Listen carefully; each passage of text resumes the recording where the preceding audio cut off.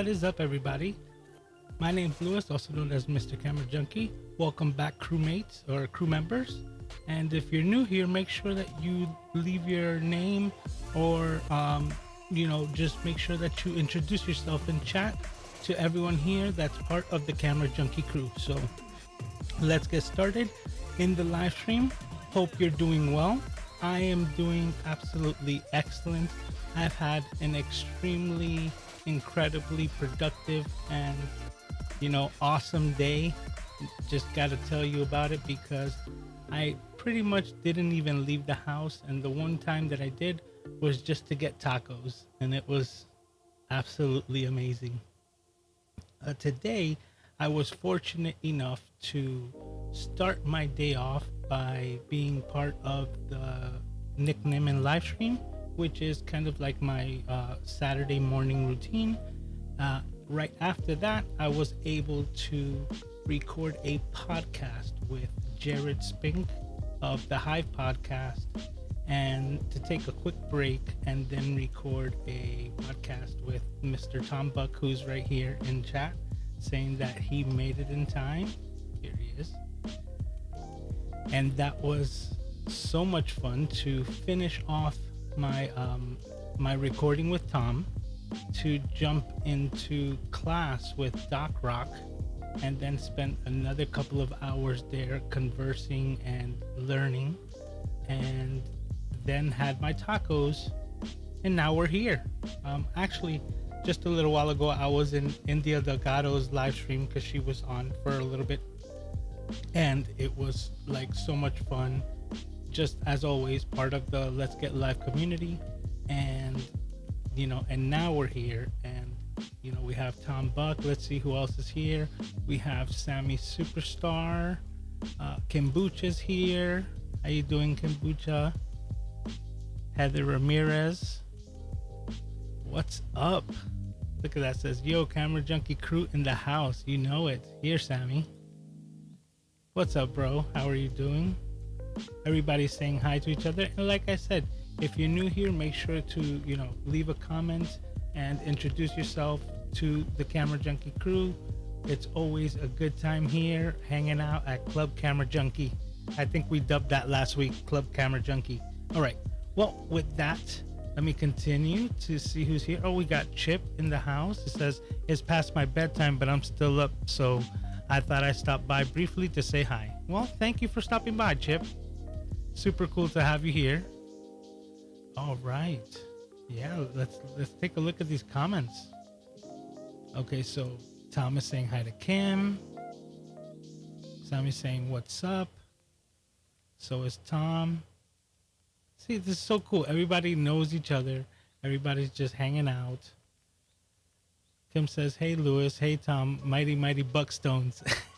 Yeah, that was such a great stream that Tom had the other day. And I messaged him afterwards because it was like, isn't it so amazing that this is like your job, to actually connect with like-minded people within your community, end up playing drums for hours.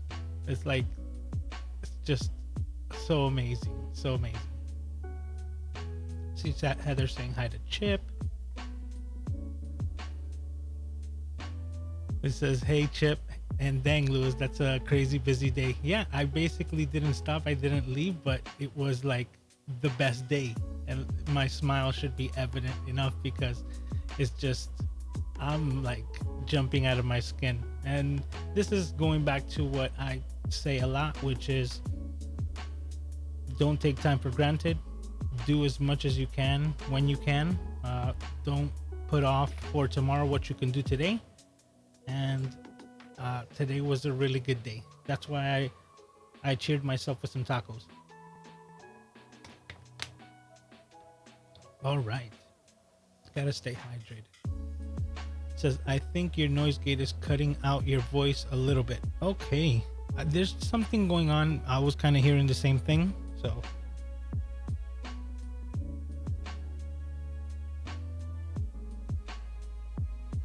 hopefully that's better. Maybe I need to raise my volume. I think raising my volume I think that did the trick. Thank you for letting me know, Sammy. Okay, so Kim is saying hi to Heather. Sammy's doing the same. Says yes, the LGL family. Absolutely, man. The LGL is, oh, that's amazing. Just so amazing, so awesome. And not only LGL, we're talking about just all of the online communities that I've been able to be a part of. I'm just completely, you know, flabbergasted and blown away. Here's Scott in the house. How are you doing, sir? Sammy super chat says, I'm a sucker for live streams where there's a chat is reasonably paced for conversation. Absolutely, man. That's one thing that I realized just around 7 months ago.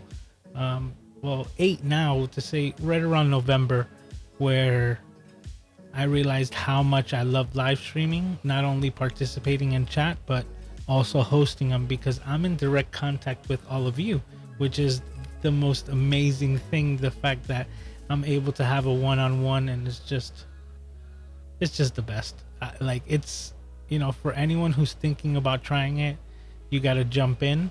And talking about jumping in, we have a new conference which is completely online called Leap into Livestream, and that's going to be happening, I believe, next month.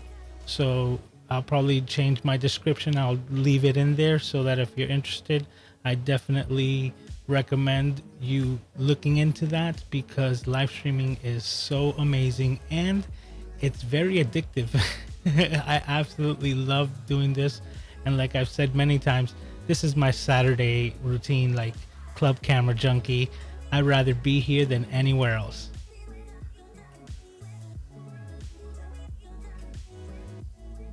Says that was a great request, Kim. Oh, that was about the live stream.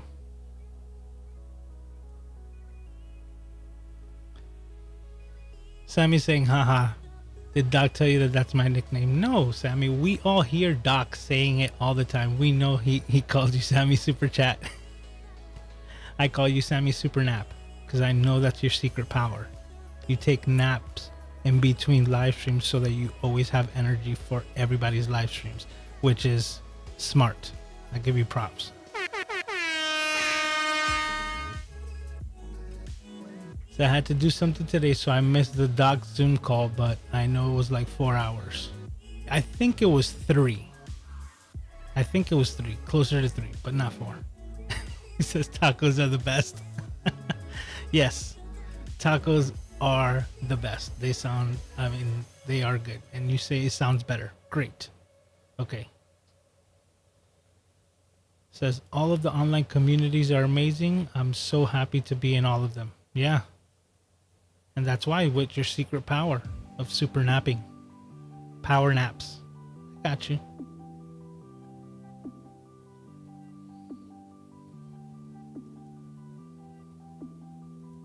It says when Leap into Live happens, I hear Doc will be very close to me. No, I think that's people of video. The Leap into Live stream is completely online. So it's just like a live webinar, so to speak, and I believe there's a replay where you can see it, but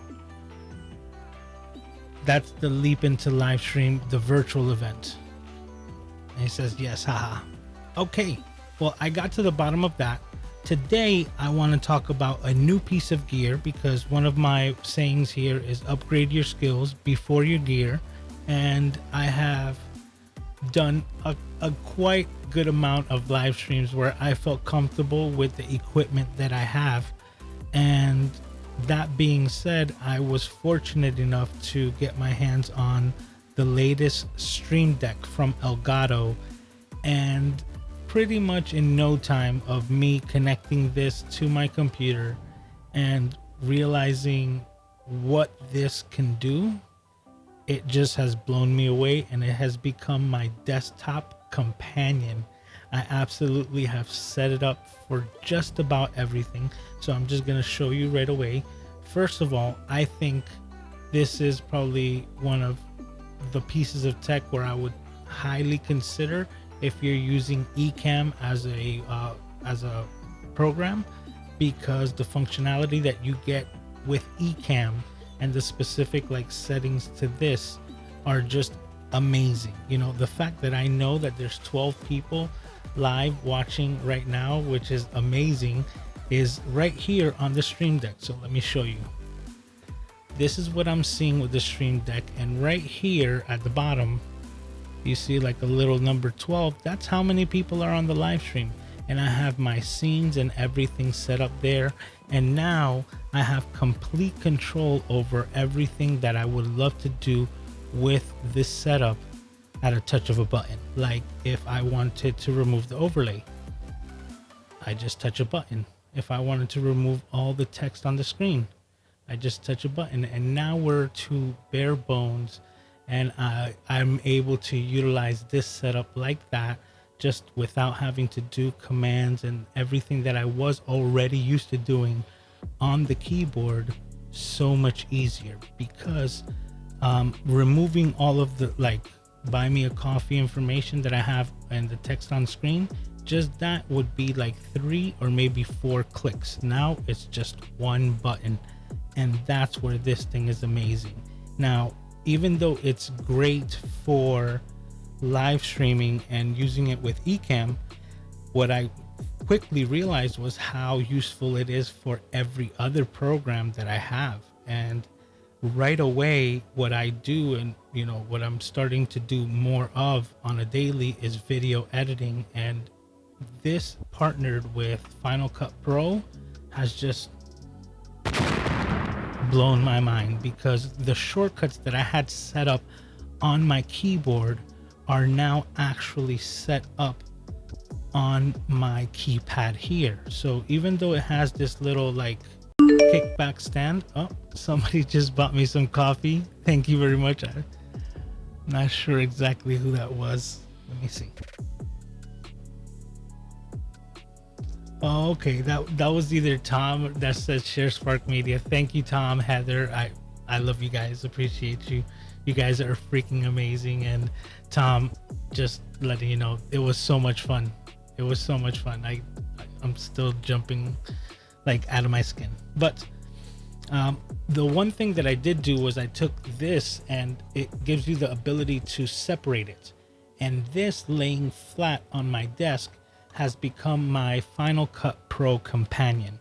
I have set up a couple of little just like setups and keys directly how I would have done my shortcuts, but for some reason it's just a lot easier on the Stream Deck, being it that I guess I can grip it a lot better with one hand and just keep my fingers in the same position. And they don't seem to like sphere off while I'm editing like they do when I'm on the keyboard for whatever reason. So within a day of setting up a couple of commands that I would use on the Stream Deck with my Final Cut Pro, it has sped up my editing process so much that alone is worth it right out of the box, at least for me. Because, you know, the way that this thing has been marketed for a lot of people is that it's a companion for like live streaming, you know, the Stream Deck. It's pretty much in the name.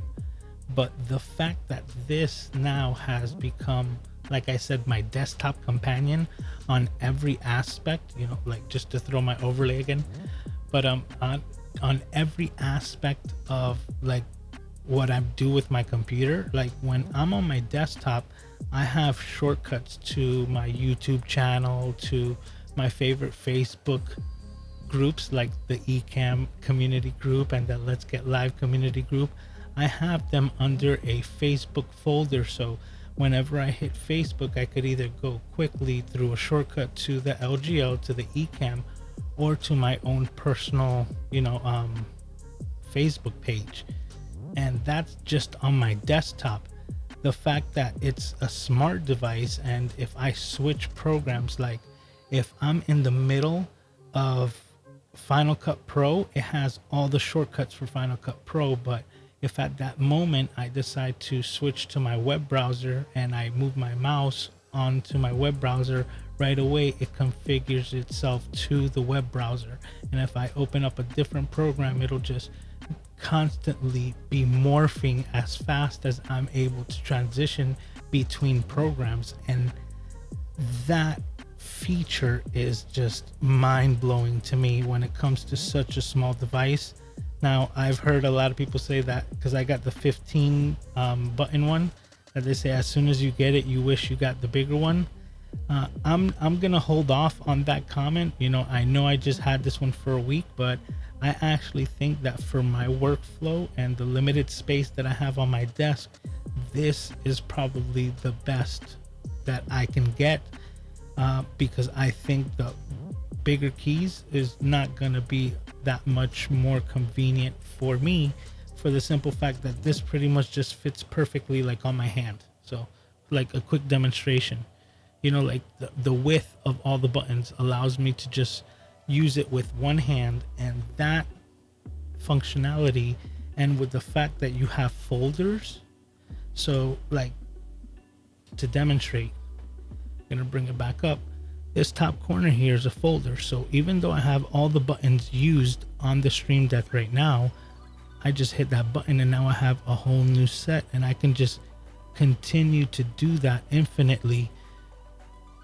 And you know, it might be 15 buttons, but it's pretty much an infinite amount of buttons that you could apply with this. So from overlays to, you know, video on demand, sound effects, like, you know, I have an entire iPad here that does my sound effects, and I love it, but this could pretty much eliminate that as well because of how convenient it is. Now, I don't know if I'm gonna do that exactly, but the fact that it has that capability is what has really blown me away, that Elgato has really not marketed this to other programs because it's so convenient to be used, you know. And that's just kind of my take on it. I've really been blown away, and it hasn't even been a week that I've had this Stream Deck, and I highly recommend it because of that. I'm already like convinced I'm gonna make a video about this, because it's not just for streaming. It's absolutely not just for streaming. It really has blown me away with how it's changed how I'm able to edit with this little piece of tech. And yeah, awesome. So let me see if you guys have any questions about it, because to me this thing really takes the cake. Okay, so here we are. It says, are you going to get a Stream Deck? No, I got one. So it says your setup is amazing. Says Sammy, thank you, sir. Okay, let me see. We're not seeing the comments. The comments are coming out from behind. Let me see where we're at here. There we go. Okay. Mario's in the house. How you doing, sir? He's saying hello to me and to everyone. Chip says the Stream Deck is a great piece of gear and useful all sorts of things, not just live streams. I agree, but what my 2 cents in it here is that I've been in this, in these communities, and I've heard about this tech from a lot of people, but it's only been majorly around the live streaming, not for like video editing or for any type of editing, just making shortcuts on your desktop. I'm like, this thing is really is very useful. Have you seen any issues with the Stream Deck and multiple ecamm profiles? Last night my profile kept switching and it was driving me nuts. No, that's actually what I was just mentioning, the fact that, you know, if I switch a program, it automatically already switches to the correct profile, and I do have them under, you know, profiles. That's how the application's working. Now, just to let you know my setup, I am using the Mac M1, the mini. So I don't know if that's has anything to do with it, if it's maybe having an issue on an Intel type of platform. But right now I'm on the M1 Mac Mini, the base model, and that thing rocks. That's a whole nother conversation. That thing is amazing. What I did with it was, when I got it, like, well, basically like around 2 weeks ago, I have another Mac Mini, my older one, that sits on top of it, and I shut that one down completely. I just turned it off, moved the mouse, keyboard away, and ran my second monitor to the Mac M1 Mini, and I said, let me see if I have a need to turn that one back on for any reason. And it's been 2 weeks that I have had no reason to turn that computer back on, and it's just sitting there right now, really thinking that I might just move on from it. Yeah, because anything that I would get for it, I would probably replace it with another M1 and just maybe have that as a backup, because if you haven't heard, I'm doing freelance video editing and I need to invest in myself. So my next investment is probably to have the backup to my main editing machine, and that way I'm always okay no matter what happens, because can't count your chickens till they're hatched.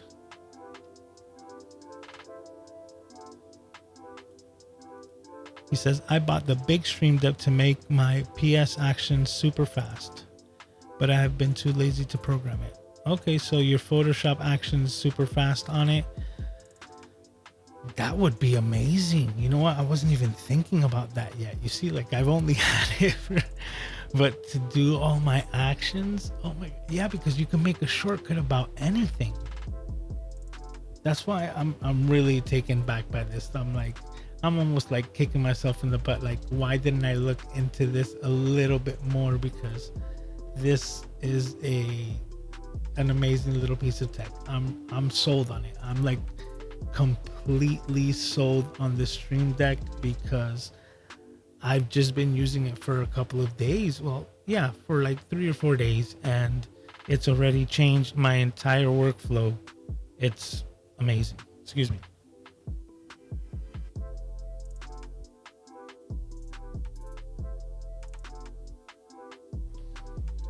Okay.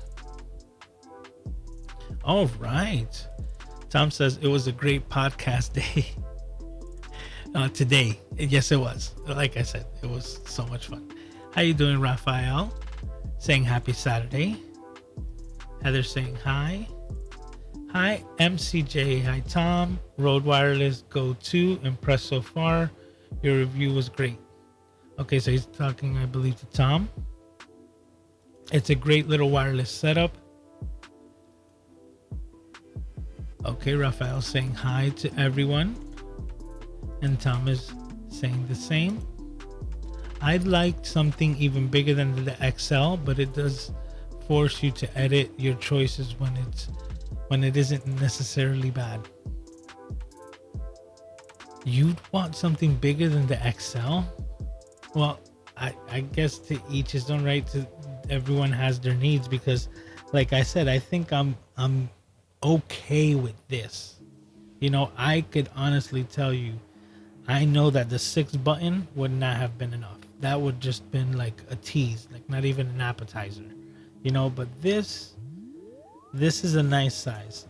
I might change my mind in the future, but as of right now, I've been happy with what I've been able to produce with this. I've just been really happy. I've actually been awestruck because I just sit here and I just keep thinking, I'm like, can I do this with it? And sure enough, whatever I've been able to think of, I've been able to do with it.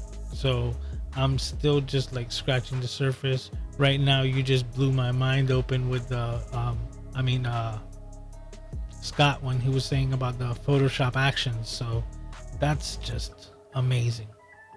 I'm really ecstatic about this little piece of tech, because this is something that I normally, like, you know, for those of you who know me, I don't know why I'm like that, but I'm always like, I always try to figure out a different way instead of just buying the tech that's available.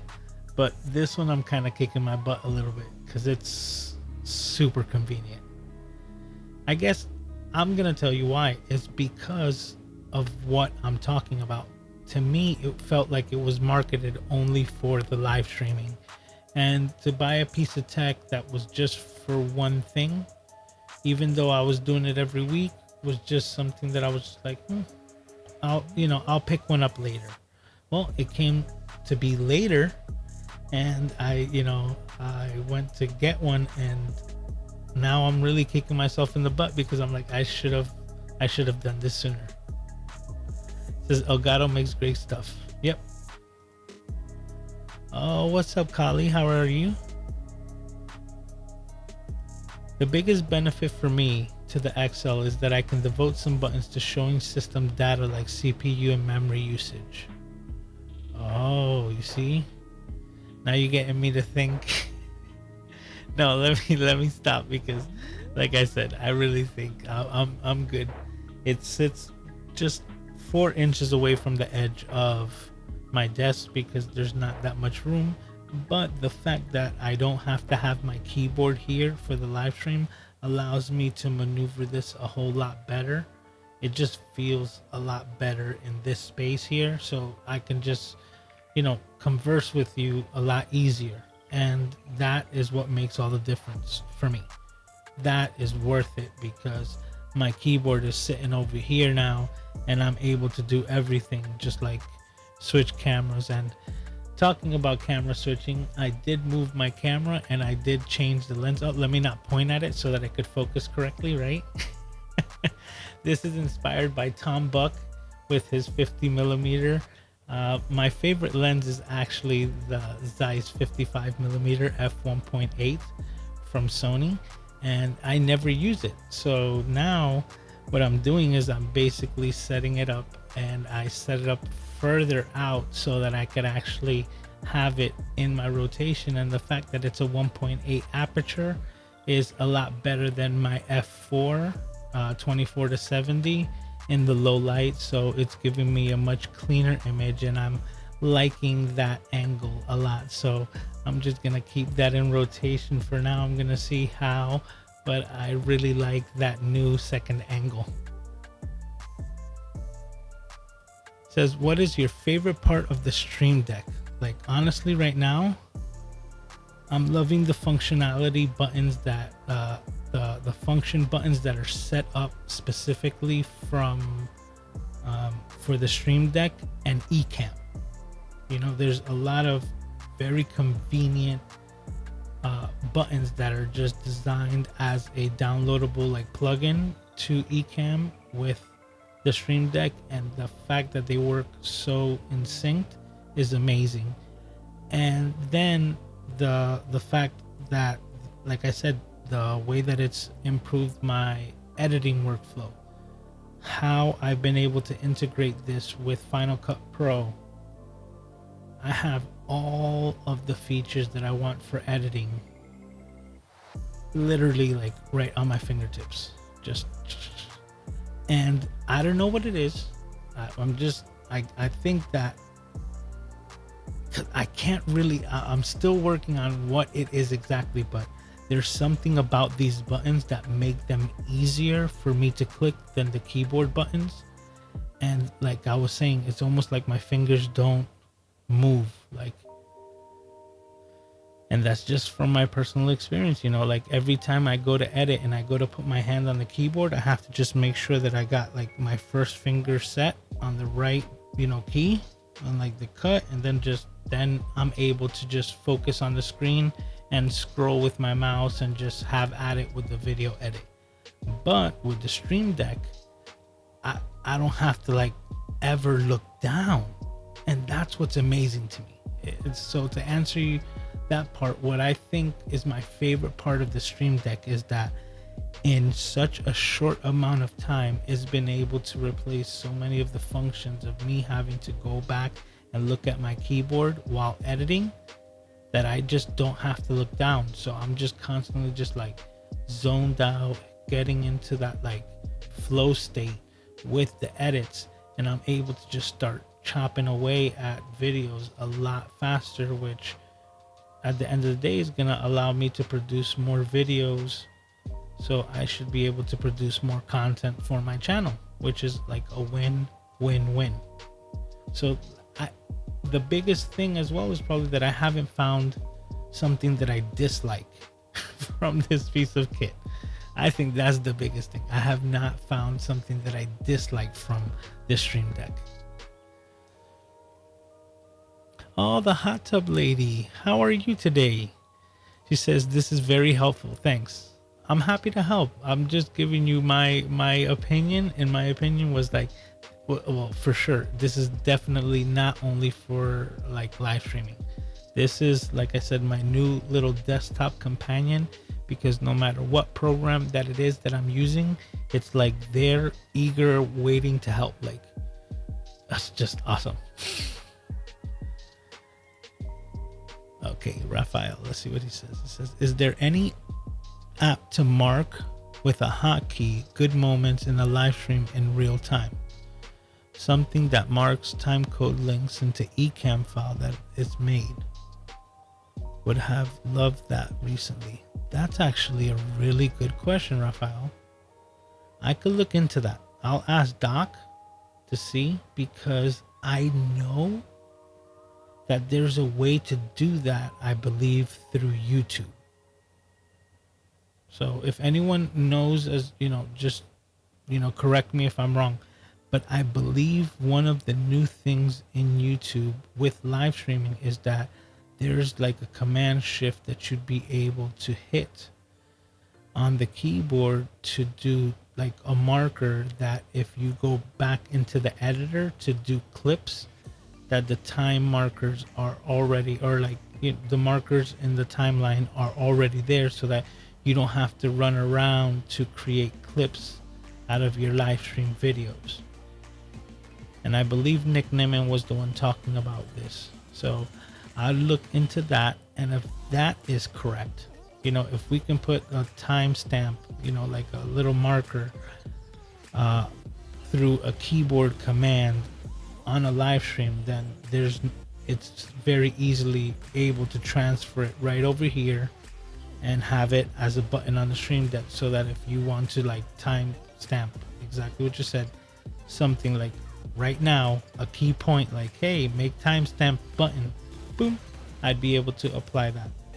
But that's actually like one of my favorite things about this when it comes to the editing, because as I'm doing video editing right now, I have just underneath the play pause button, you know, which is my index finger, just underneath that I have the marker.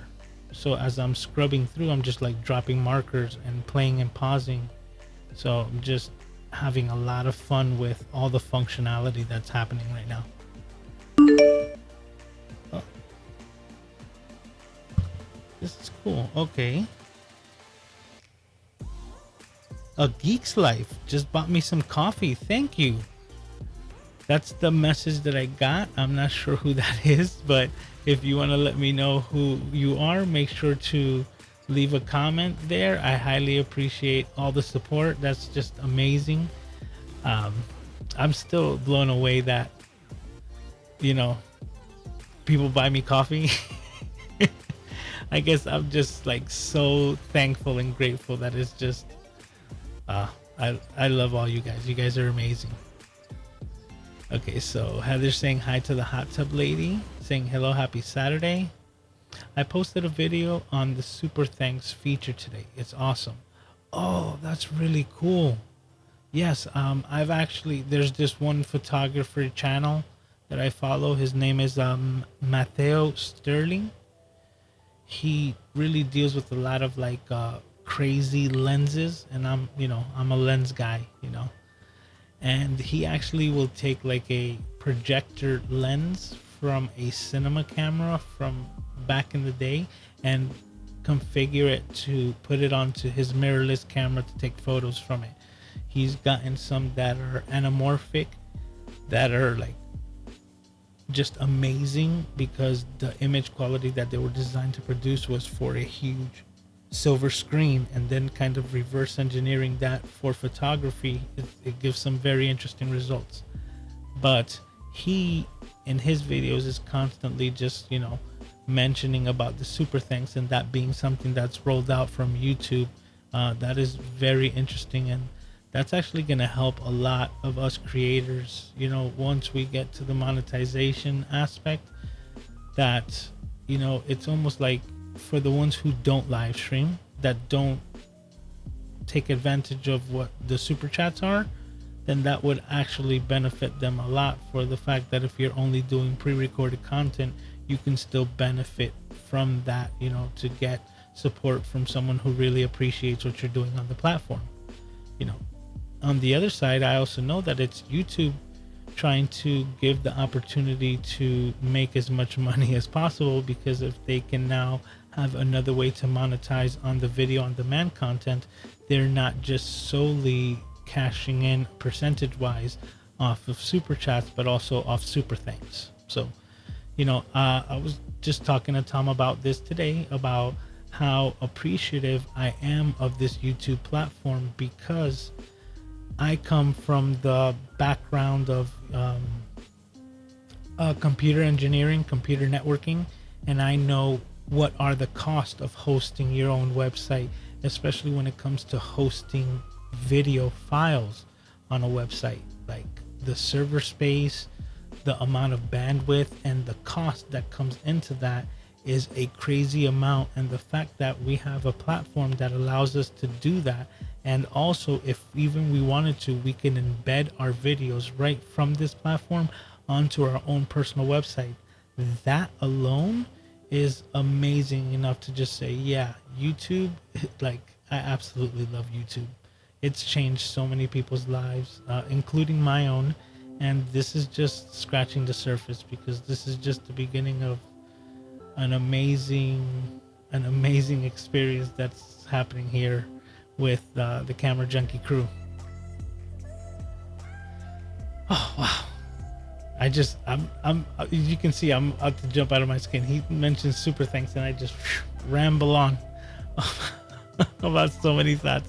It says, oh, that's a great idea, Raphael. It says, where did I get the Stream Deck overlay? Are you talking about the purple thing here? Oh, we're on this camera. Hold up. Give it a second. Boom. This is actually the new Elgato Stream Deck version 2. So it's not like an overlay. It's a complete faceplate. And the entire thing that you see here that's purple comes off, but it's purple so that it matches my background. As you can see, it just fits seamlessly in this shot. Doc Rock will be proud. And yeah, so that's actually an entire faceplate, which is really cool, because if anything were to happen to it, like if anything were to damage it, it could be easily replaced or go back to the original, because the one that's all black that it came with straight out of the box, I was able to just put right into the box and just save it there for safekeeping.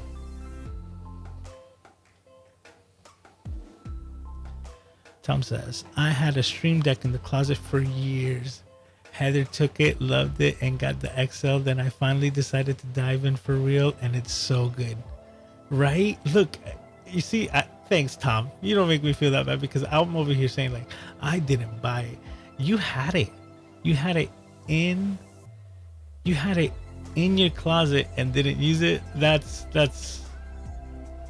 thanks, Tom. Oh, what's up? Look who's here. David Foster, the Impartial Geek. How you doing, man? So glad that you can make it, bro. Hey, and let me thank you again. I don't know what information you've been able to find out or anything like that, but anything is highly appreciated. I'm really trying to get into the Amazon, the influencer program, I believe, so I can do the live streams there, and really just look very interested into that aspect. And this is my live stream, so welcome. You've seen me in a lot of yours, so I'm very honored to have you in mine.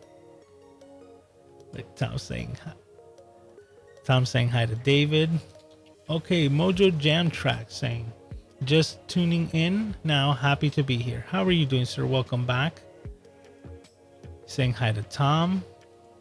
Learning more every week with Mr. Camera Junkie. Happy to help, man. Hello, people. How you doing, sir? I always say it's better to have too much than not enough. Oh man. Hey man. For those of you who don't know, David Foster is a master live streamer. This dude goes live 5 days a week. He's absolutely awesome. I have a lot of fun in his live streams all the time. I try to catch as many as I can.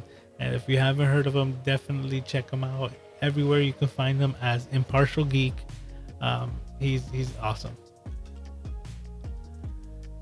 And he says, my favorite part of the Stream Deck are the buttons.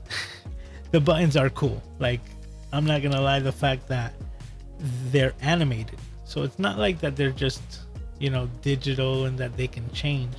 But as the cameras are switching here, I actually see the transitions of the cameras changing. So you can get mesmerized in just watching this, and it's really cool.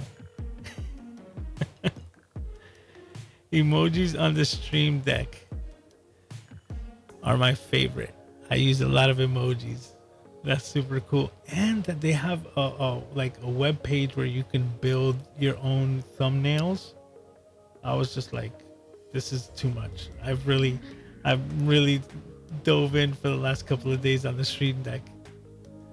It says, I'm old school and just use the smiley face, so I don't need any emoji button. But yes, I know the party. I know I'm a party pooper. That's impossible to poop this party, sir. We have way too much fun here. He goes, are those shoes at the back door there, yo? If so, wow, awesome, love shoes. Yeah, those are my shoes.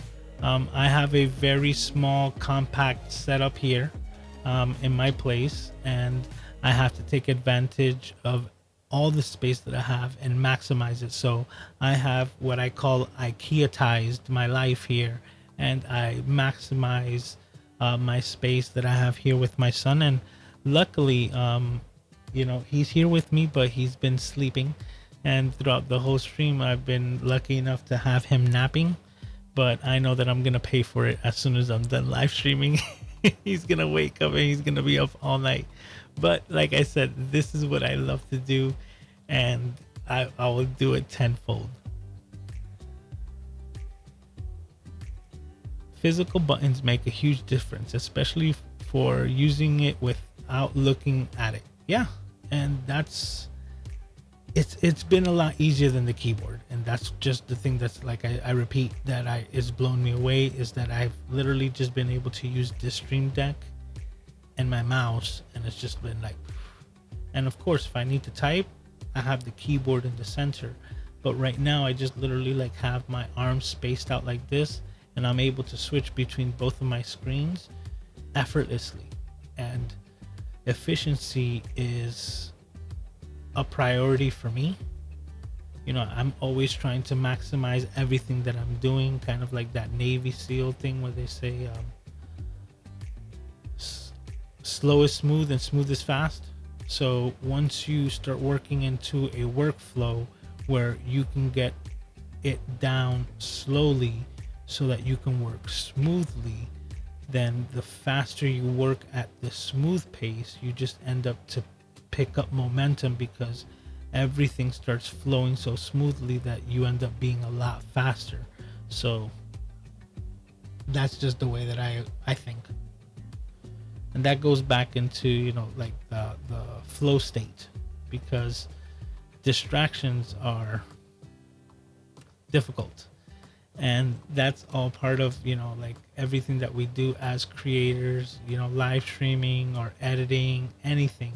You get into this zone where if you are without distractions, then you're able to produce a lot in a short amount of time, because it's like time slows down almost, and distractions always put a halt to that. So try to eliminate those as much as possible, and if you're maximizing your time with a little gadget like this, it helps me stay in that flow state, and it's been a benefit for me in just a very short amount of time. So exactly, Tom, I tried the app at first and lacked the physical buttons, but made it usable through the functionality is basically the same. Yeah. Um, yeah. I never tried the app on the phone, just never cared for it, but definitely I would have to agree. Like, I have the iPad right here, which is, big digital buttons, and knowing that it's not the same. And maybe for something like this, like a live stream, you can get away with it because I'm really not immersed into it. So I would have to just keep looking back at, the Stream Deck itself. And that's okay. But if I'm editing and I'm trying to just focus on the screen and kind of like zone out, it makes a difference if you have to look at your fingers of where they're at so that you can make sure that you're hitting the right keys. Using the Stream Deck just to preset tools is great for me in Photoshop, but running my actions is like icing on the cake. It's fun to grab emails from various accounts using the SD tool. See, I'm still like, I got everything, but the SD tool, I'm not sure what that is, so I'm gonna have to look into that. It says the foot massage button is just amazing. I gotta find that one. I definitely gotta find that one. He goes, you guys are so great. There's so much I don't know. Glad I found the group. Lead the way and make me laugh. Oh, that's what we have here. Like, there's no way that I can't have a smile on my face. I am so happy and grateful for this community and everything that is going on right now. I just am. I was talking to Tom about this because, for those of you who are interested and those of you who are subscribed to Tom Buck's Patreon or his channel membership, you're going to be getting the podcast on Monday.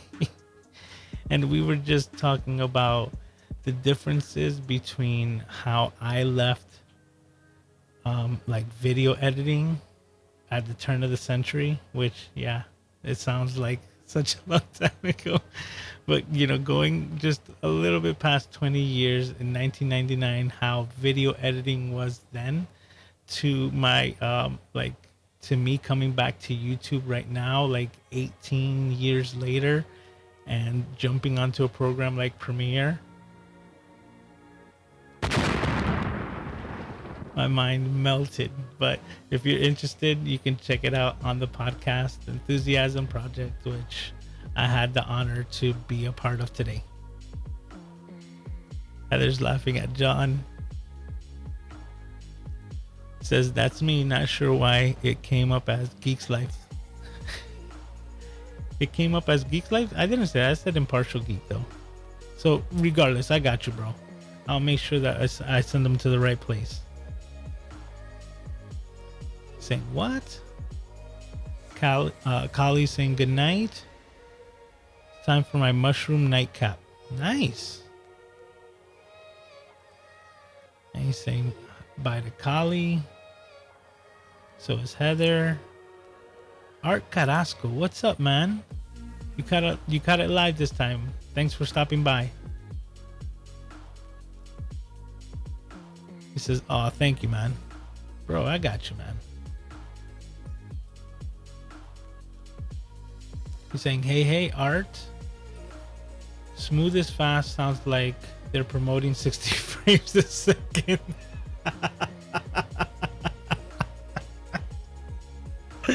You would say that, bro.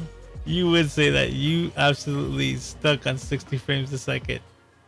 I might try it. You know what? Now, that's another upgrade that I got. So yeah, I actually have the Elgato Camlink 4K.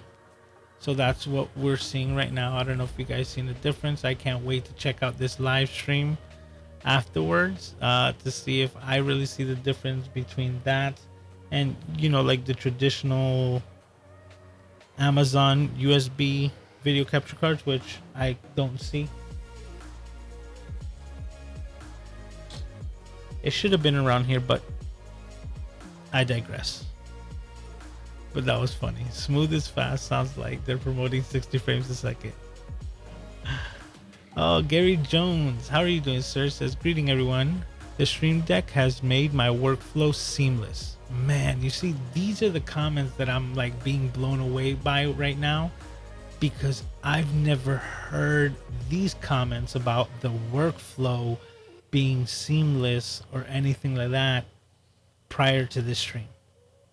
You know, and that's the whole thing. Like, I've paid attention, you know, I've been, for those of you who know, I'm very privy to live streams, and you know, as much information as I try to consume, you know, and information that will benefit me, that I never came across this being like a workflow power up, because that's what it feels like to me. I feel like Mario just ate a mushroom and just do and gain some points there. So Sly is in the house. Hey Lewis, finally caught you live. How are you doing? I'm doing good. I've been seeing your videos and I'm like super proud. It's so amazing. I absolutely love what you're doing. I saw you kayaking and doing all these things. I'm watching them on my phone while I'm driving, so I haven't been able to just like leave a comment or anything like that, but I need to make sure that I do that next time, because a lot of times while I'm watching a video that way, I'll get a phone call from the business and I'll just, you know, continue to move on, and I never get to finish some videos and like leave a comment where I want to. But it's so amazing, and I just love what you're doing. So I'm so glad to have you here. David's laughing at me probably. Your 4K is doing great, Lewis. Thank you. You will see a difference in the dynamic range with the better capture card, but the cheapo is worth it. Yeah, I spent, you know, today's my first stream on that video capture card, so I've been ecstatic with the results that I've gotten for my live streams with the cheapo, you know, Amazon video capture card.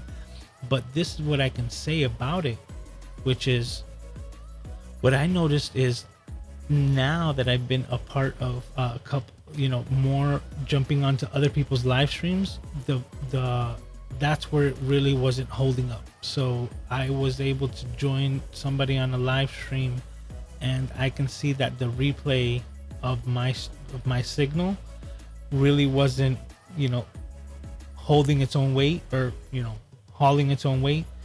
And right now I think I've noticed a substantial difference just today on using this video capture card for that second replay value. Give me 1 second, I need to hydrate.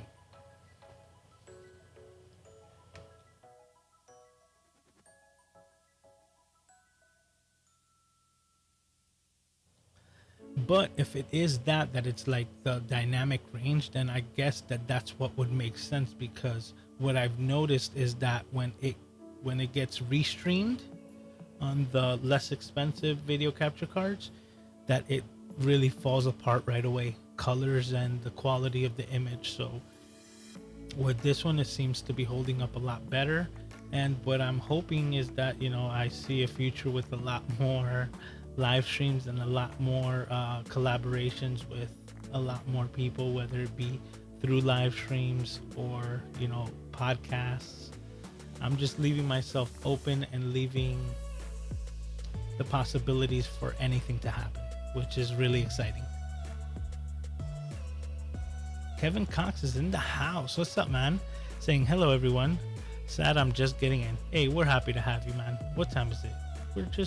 We haven't even broken an hour today, and you know, we're just hanging out. So he says, yes sir, did I catch the live? Check out Nutty for Stream Deck tips. Listen up, words are hard today right now. Okay, he says, yes sir, I did catch the live. Check out Nutty for Stream Deck tips. It's unbelievably powerful. I will definitely look into that. It's a good thing I put that on screen so I can check it out. It says, about time, Kevin. John's holding you up, man. He's like, yo, you got to get to it. You got to be here on time. It says, Coffee Talk and Tech. I was working on editing my podcast and looked up and it was time, and I was like, oh, crap. Well, that's cool. I'm glad that you were working on your podcast, because that's the whole thing. Like, That's something that I wasn't expecting as well, but now I've been doing so much video editing. Like, here's another thing, right? Today I had a jam-packed day. And even though I had a jam-packed day, I didn't receive, and I checked, just luck of the draw, I didn't receive not one phone call for an iPhone repair, which was kind of like what I was like dreading. I was like, somebody's gonna call me for a repair, and I already have today set aside as like, I'm not gonna do iPhones because of everything that I had planned out. I'm like, I'm just not even gonna. So I hope I don't get a call so that I don't have to like tell somebody that I can't service them. And at the end of the day, I'm coming to do the live stream, and I'm like double checking. I'm like, yeah, like I don't have any missed calls for, like the Mr. Fix It side. So I was like, this is great. Like all the stars aligned perfectly to allow me to do what it is that I wanted to do. So it's good to go. I was like, that's just amazing. And I keep saying amazing because I'm trying to replace the word crazy or coincidence, because I'm really starting to realize that these are not coincidences. These are amazing events that like are happening for a reason, and I'm just like super excited. I'm along for the ride, and like, here we go, man. Here we go. Says, oh, thank you. I had a kayak accident. I lost my camera, but I just got a replacement today, so I would have another one up soon. Oh my god, I didn't know that. The last video I saw was of you, successfully making it back to shore with your camera. Says, I've kept having issues with my Camlink 4K. Did the isochronos thing. Gave it its own USB 3 port fixed. Okay, I'm not sure what the isochronos is, but I'm guessing it would have to do with like, I guess maybe being too green, maybe like saturation of the colors. But I do have that set up that way regardless. On the Mac Mini, I have individual extension cables to the video capture cards, and then the HDMI running to the cameras themselves. That's the way that I prefer. I guess just from my experience itself, that I know I'm like really can't share a port or try to put them through any type of hub. So the Mac Mini, for those of you who don't know, has 4 I/O ports, being 2 of the USB-A and 2 USB-C lightning ports. I have one of the USB-C lightning ports on a dongle that is sitting on top of everything. That gives me 3 USB type 2.0s or type 3.0 A connections. It also has a USB-C for power, like if I wanted to power up an iPhone, I can connect it there and just like leech power from that USB-C Thunderbolt 4. And it has an SD card and HDMI that allows me to run the signal to the second monitor. So the first HDMI port is my first monitor. The second monitor is being ran through the second dongle HDMI connection run into the USB-C. I have 2 video capture cards running into the 2 slots of USB-A that are directly onto the Mac Mini, and I still have a USB-C Thunderbolt 4 available, which I just ordered the adapter so that I can connect my external hard drive and basically have it running hardline at 40 gigs a second, so that I can be utilizing that for my video editing.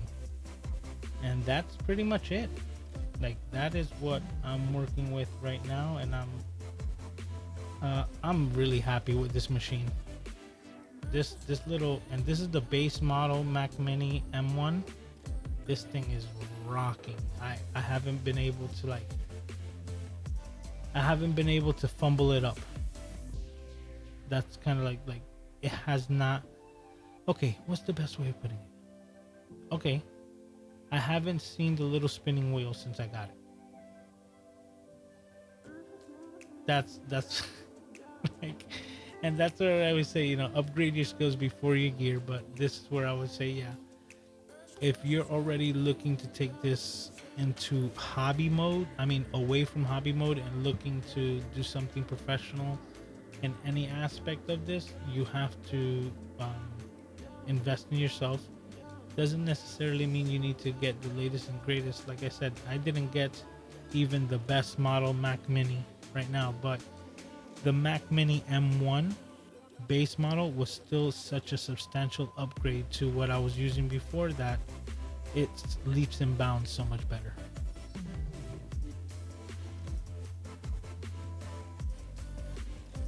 It says, well, just remember lots of times when you came into people's stream, you're not always 1080p. Oh, it's true. It says, you look exceptionally crisp and clear tonight. Love the new background. Thank you. If someone were to send you a phone to fix, that's someone, is that something you do? Not a rush about, would be nice to have it instead of buying a new phone. Absolutely, man. Especially, you that were in communications through LGL and so many things. If you need help like that, absolutely. Just shoot me a DM and I can let you know what I can or can't do. But, I've had people, through my day business send me phones from Jamaica. And I was like, why are you sending me a phone from Jamaica? And they were like, oh, because I was in South Florida and I called you up and you did a repair for me. And I was so happy with your service that nobody here does that I need this phone fixed. So he kept my phone number and was calling me from Jamaica, mailed me the phone, paid me for the repair. I mailed it back, finished the transaction. That was like, that just still leaves me, like amazed.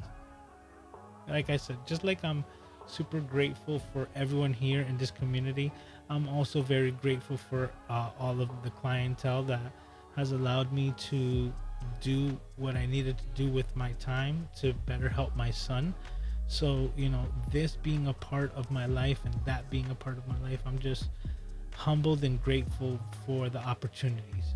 And, I don't know if Heather is still here, but, we should really talk as well, because I have another aspect on the passion economy, because I believe that I was part of the passion economy before I even touched YouTube, and that's why I don't get really stuck on too many titles of things. But, I was always passionate upon my repair of electronics and the computer aspect, and I was able to start a business that did not exist years ago, or when I even started getting into computers, going around like 99 2000, when I started working in that field. So the fact that I was able to create a business and provide for my family doing something that that I actually love to do, which is tinker with electronics and fix iPhones,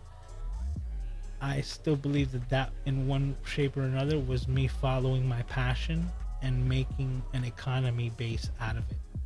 So there's so much to uncover there, but I would just love to have that conversation with you as well. He says, I'm really thinking about getting the Camlink Pro. See, I'm not sure exactly what that is. Is that the one that I have, or is that a different one? Let me know, because this is the Camlink 4K. I don't know if the Pro is different, or if the Pro is the one that's just HD at 60 frames a second, designed more for video capture. So let me know if you're still here. It says, Coffee Talking Tech. Check out Best Buy. They have on sale quite frequently. End up getting two 4Ks. Went just under $100 each when they restocked in March. Okay, so I think we're talking about the same thing. The Camlink 4K, I believe, is what he's calling the Pro. But yeah, nice piece of tech as well. Says, I got my M1 Mac Mini Mac Mini M1 in December, and I still haven't seen the beach ball. Exactly. That's what I was talking about, the beach ball. I haven't seen the little spinning beach ball. If your Camlink 4K starts messing up, use the Elgato app. I think it's called 4K. Hold Control plus the click on the settings. Go to the second tab. I think it's USB transfer and select isochronos. Okay, cool.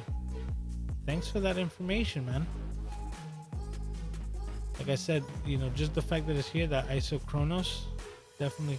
So let me know what should I be like, what were you experiencing that you had to do that? What was like the image like, or was it like a digital glitch that you were getting that required you to actually, you know, do that trick?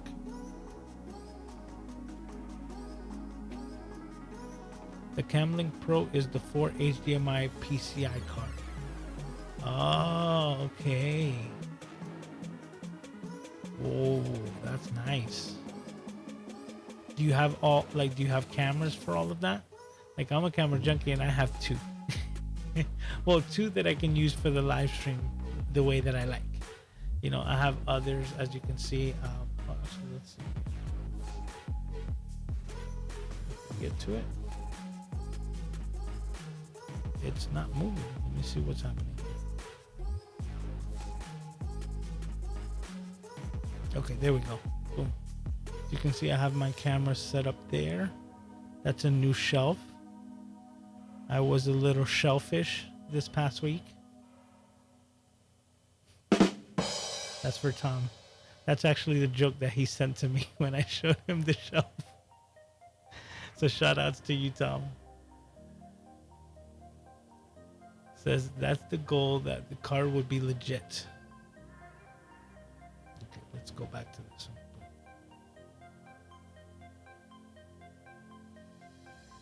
It says we're gonna call it a night, play video games until we fall asleep. Adult life is great. Good night, everyone. Thanks again for being on the podcast. Nah, man, it was my pleasure. Have a great night, Tom, Heather. You guys are awesome. I'll talk to you guys later, man.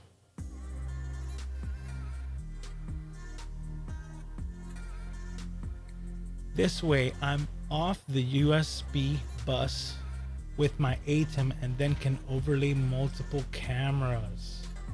Yes, because that's, well, you see, that's the whole thing. I have 2 there, but if you're on, okay, hold on.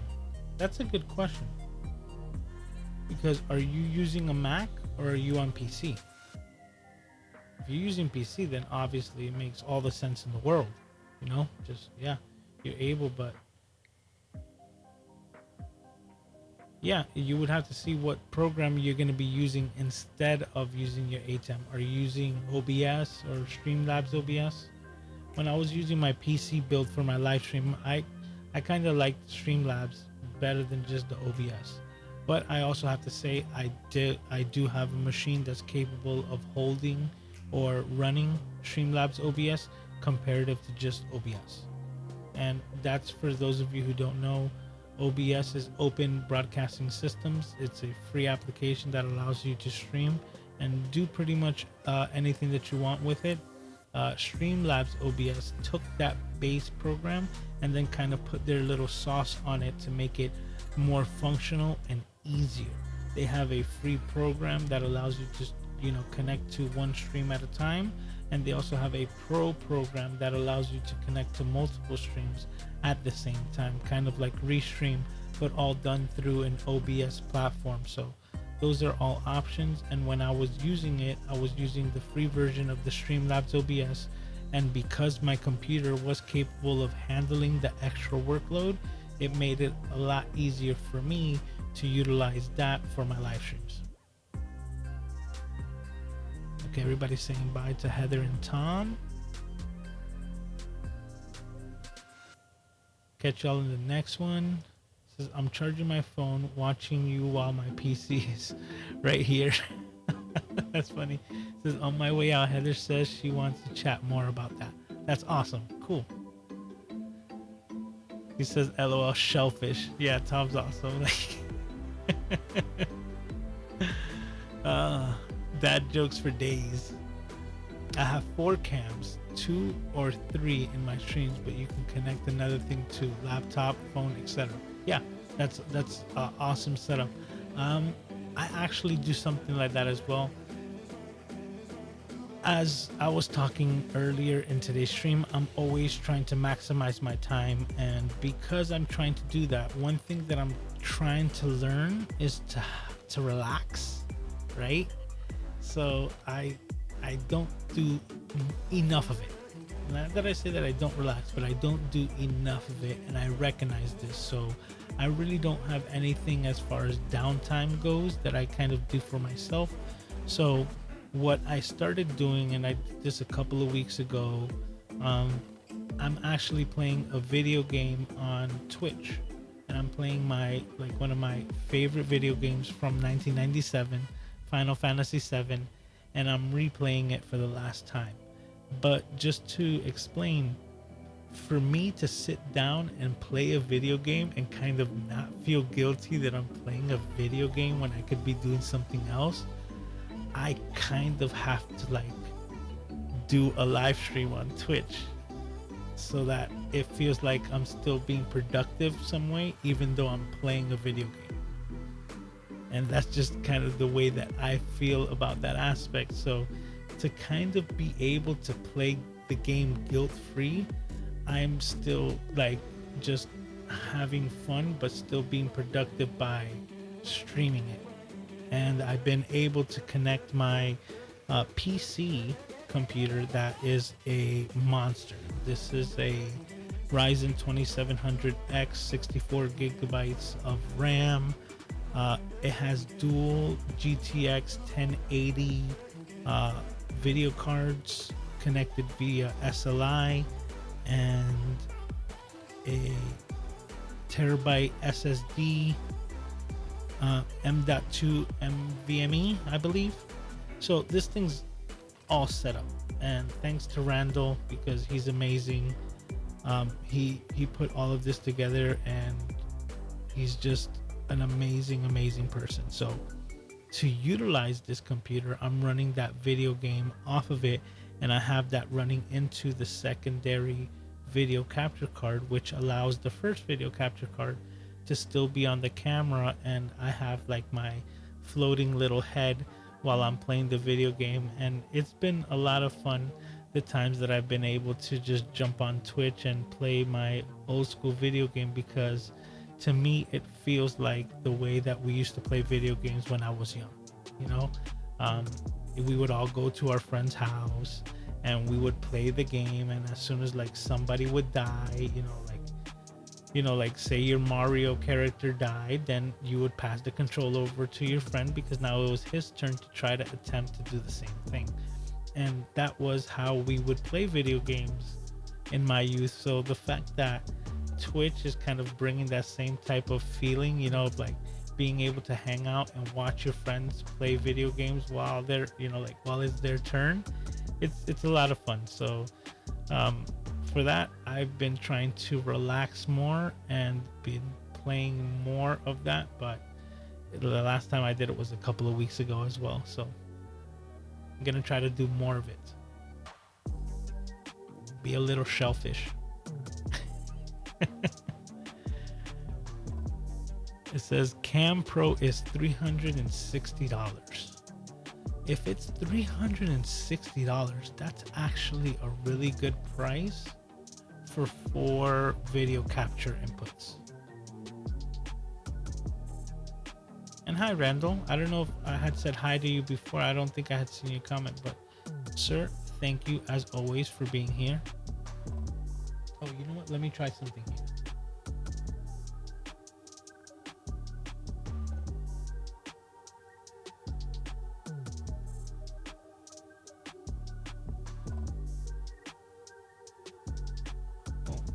Okay. Well, Tom, if you were to see this, I'll probably just shoot you a message. I made you a moderator on my channel.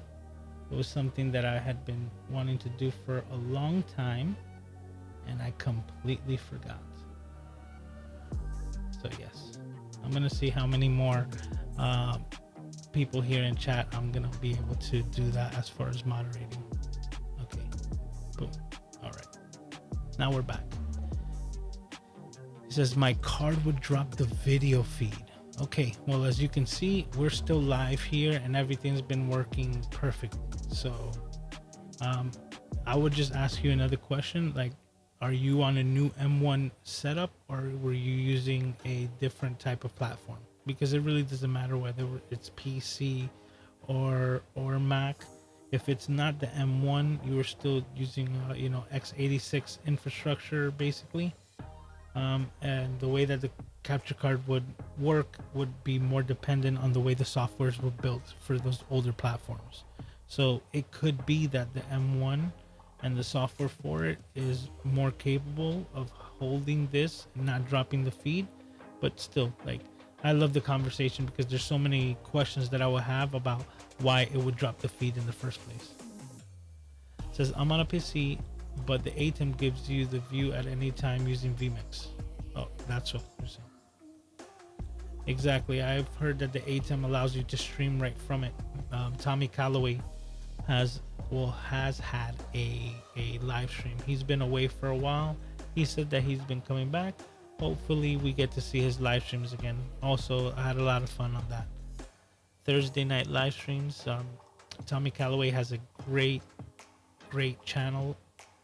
It's all about lighting. So for those of you who would like to learn more about lighting or are interested on good deals in the in the video space about lighting, check out his channel. He's really knowledgeable when it comes to lighting and all the pieces of lighting technology. It says cheaper than the Blackmagic Deck Mk2 4K HDMI 4K card. And yeah, and just that's what I was saying, like, even if it was like cam links, 4 of those for 4 inputs, you're at least looking at $400 from the same company, Elgato. You know, and that's completely different to have the convenience of 4 HDMI ports right in the back of your IO. Boom, that's good stuff. Okay, says my bad, my card would drop the video feed. Said midstream and off stream, it would just freeze constantly. Recorded video was like stills, not video. Wow. Okay, well, definitely I'm gonna look into that. So highly appreciate that information, Art.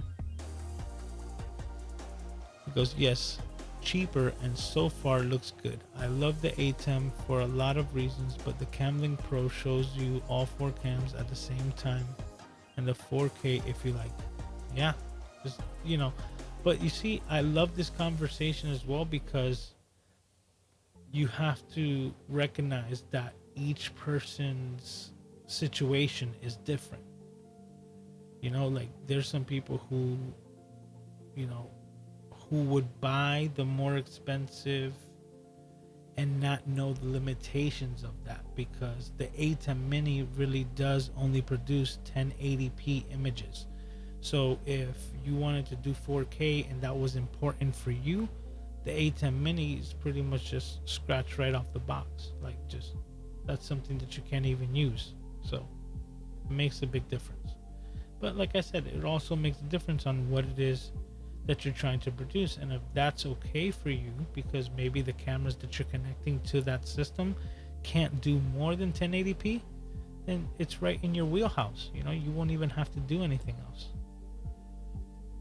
He says, you gotta love the speed of some M.2.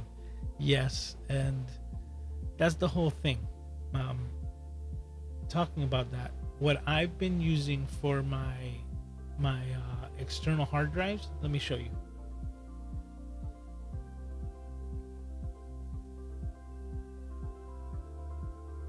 This is what I've been using.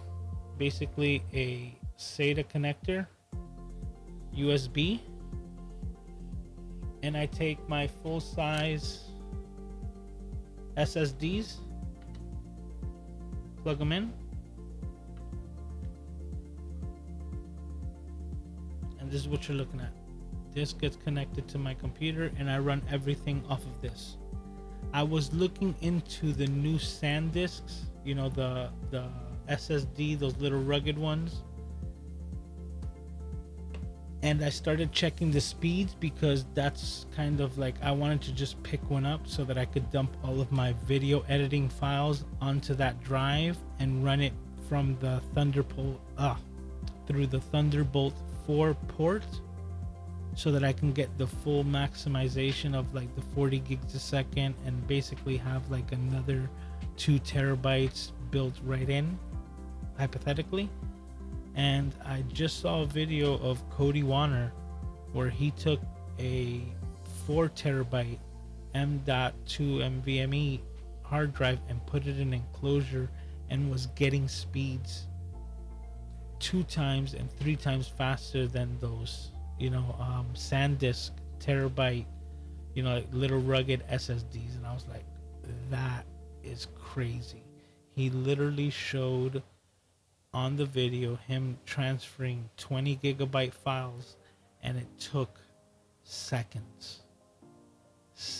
Just he's like, that's done, that was 20 gigs. I was like, so I'm thinking I might be doing that, seeming, you know, I'm a nerd.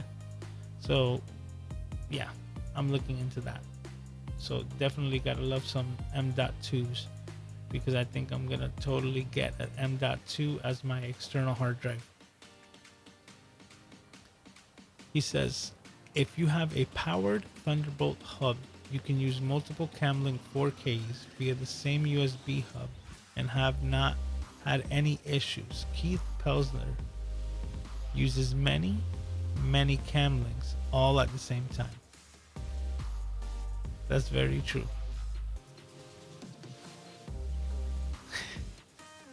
That's actually very true. And that's true. He uses them. We call him 10 camera Keith. It's true, Kevin. But it's more expensive for 4. It is, actually, that's true. Like I said, if you even at $100 a piece, you know, getting 4 of them is $400, and that one video capture card is $360. So even if it's $40 that you're saving, it is still just a bit cheaper. But $40 is $40. If you found $40 on the street, you're gonna pick it up, be like, oh, it's $40. I'm picking it up. $40 is $40. Says, how would you go about adding Camlink Pro to a Mac Mini where there is no picture slot to use? What you're able to do with this is that there's these conversion boxes where you would be using your USB Type-C connector and connecting it to what would look kind of like an external video capture card. It will be another box, but it just basically represents a PCI Express port, and that will allow you to put a piece of tech like that onto it, and it will do the conversion, basically convert it to the USB-C and allowing you to connect it to your Apple device. If I am correct, I believe Peter Gregg used something like that to connect 4K cameras to his Mac computer, which is also somebody I can ask just to confirm. But that would be what you'd be looking at, you know, as far as the tech goes. You're going to be looking at a little box that is going to kind of be like the makeshift IO of a back of a PC or PCI Express, and that little box, sort of like an external hard drive, will allow you to connect it via USB-C to your computer, to your Mac. He says, I built my PC. That's great. He says, oh, look, Randall just nailed it right there, Kevin. External box that has a PCIe or PCI Express slot. Okay, so I was right. Thunderbolt cable can connect to the box. Wait, confirmation right there. That's exactly what I was just saying. And I know that it's Randall. Randall helped out Peter Gregg with it, so that's exactly who we should be asking. He definitely knows his stuff, and also he's starting to put out his content on YouTube, which is also amazing. So let's just That's for you, Randall. Great job, man. He says, look, Peter Gregg has two of them Blackmagic Deck Link 4K cards for two separate M1 Mac Minis. Look at that. That's exactly what he's using right now to get all of those. Because Peter Gregg has like 4 cameras at least running on every stream. And for those of you who don't know, you will find me every Friday on Peter Gregg's live stream in the Christmas room. Such an amazing man. He's always full of positive energy. Absolutely love his Friday night live streams.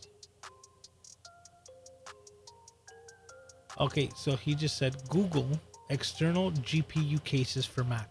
So basically, yeah, you would be using a GPU case in the same PCI Express connector and just kind of reverse engineering. Instead of putting a video card on it, you're going to put a video capture card on it, which makes absolute total sense. He says, nice, I'll have to look into those. Perfect. I used an old desktop i5 3000 series, 16 gigabyte, 2200 megahertz RAM. And what are you using with it? Like, what are you using it for, and what are you using with it? Because that's what I'm saying. Like, are you using OBS? Are you using Streamlabs? Because Streamlabs will probably have trouble running on that, like what you're calling it. You use an old desktop. The i5, it will probably have problems running on that. Okay, you also says you have a laptop AMD Ryzen 5 4000 series, 16 gigabytes, 2800 megahertz RAM. Well, the megahertz it shouldn't be like this right here. Should be more processor based. We're not going to be worried too much about the megahertz on the RAM. That could always be changed, especially on PCs. And that would be 128 megahertz for the RAM. So the RAM or the bus speed on the processor is really going to make the difference when it comes to running the programs on a Windows computer. So is it like the i5? Is it like a 2.5 gigahertz processor, something like that? That's where you're going to see the biggest difference. Like the Ryzen 5, what's the gigahertz processing on the processor itself?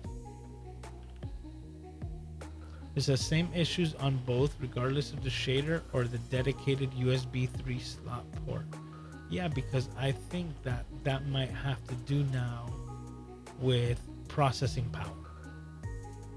Maybe not even so much the RAM. The RAM could be. I would recommend minimum 24 to 32 gigabytes of RAM. Ideally, something like 64, 128. But I really think that the biggest problem will have to do with processor. Okay, Randall says, Arcarasco, you're staying with a PC or going to try Mac? That's a good thing, because when it came to live streaming, Randall is a witness. We've had plenty of live streams here that I was in the middle of it, having a conversation like I'm having right now, and the computer decided to do updates and restart. And it just blocks everything out. And luckily that the computer is fast enough to be able to kick back up, and in a couple of cases I was able to rejoin the stream and just continue going from there. But that's something that definitely happens with the Windows computers, and nothing like that whatsoever has ever happened with the Mac.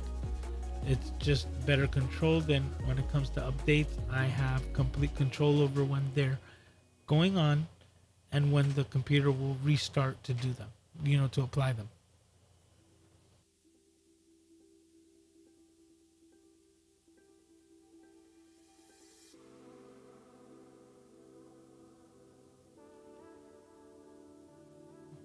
He says, I'm anti-Apple, LOL, sticking PC. That's what Art said. Okay, man. But the isochronous and the dedicated port fixed it. Okay, that's cool, man. At least you were able to fix it.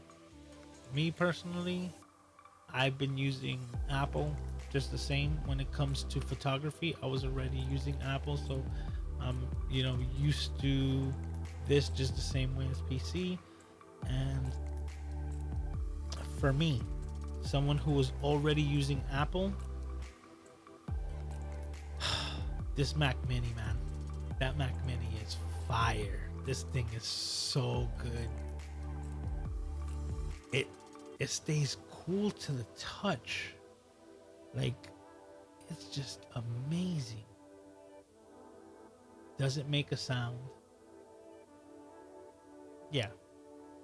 I think I'm selling myself into this. I'm like, yeah, I need to sell the other Mini and replace it with the newer Mini because I'm already on this platform. I just need to, double down and invest in myself. Yeah.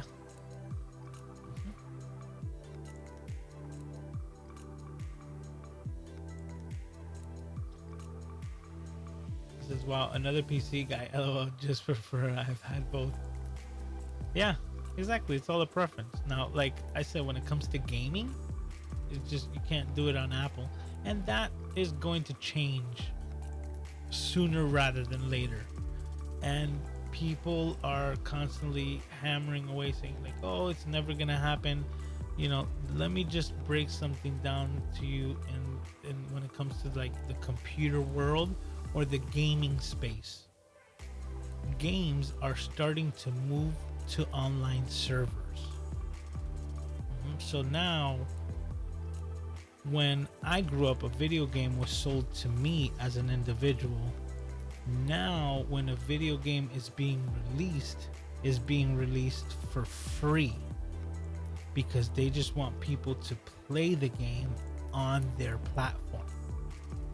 And they're making so much money off of microtransactions that it far outweighs anything that they would charge you as an initial cost for the game. So for example, when I used to buy games when I was younger, a video game, let's say it was Halo that we were gonna go buy, you would have to go to the store and you were spending $60 to buy a physical cartridge, which, let's see, up here, that's my video game shelf. All the way up there I have all my cartridges and everything like that. So having the cartridges, and I would go to the store, pay $60 for a Halo game, take it home, and it was physically in my hand. If I wanted to purchase any what's called DLC, which is downloadable content, I would have to pay extra for that. And that would be kind of like the end of it. Now, when a video game gets released, they're not trying to get you to spend $60 to cover costs. They're actually giving you the game for free, and they just want you to play it because there's going to be an upgrade within the game, whether it's like apparel that your character can wear, a different type of weapon as an upgrade, or just whatever that they can come up with nowadays becomes downloadable content and at a much cheaper price, and they're racking in all of these microtransactions.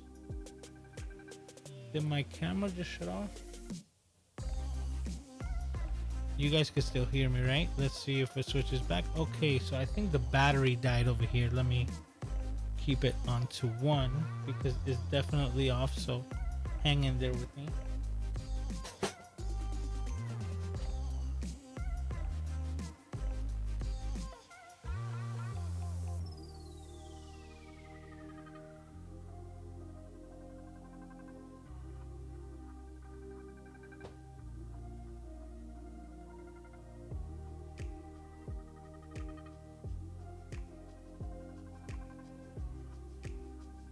Oh, I know exactly what happened.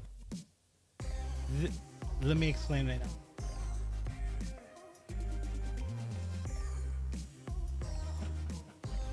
Yeah, that makes sense. Okay, this camera here off to the side, I do not have a dummy battery installed, so it does not have infinite power. And what I have to actually use is a battery that's fully charged, and while I'm using it, I still have the USB plugged in so that it's constantly giving it like a trickle charge. And with the trickle charge not being enough to actually just keep the camera on indefinitely, it will still use up the battery, but at a much slower pace.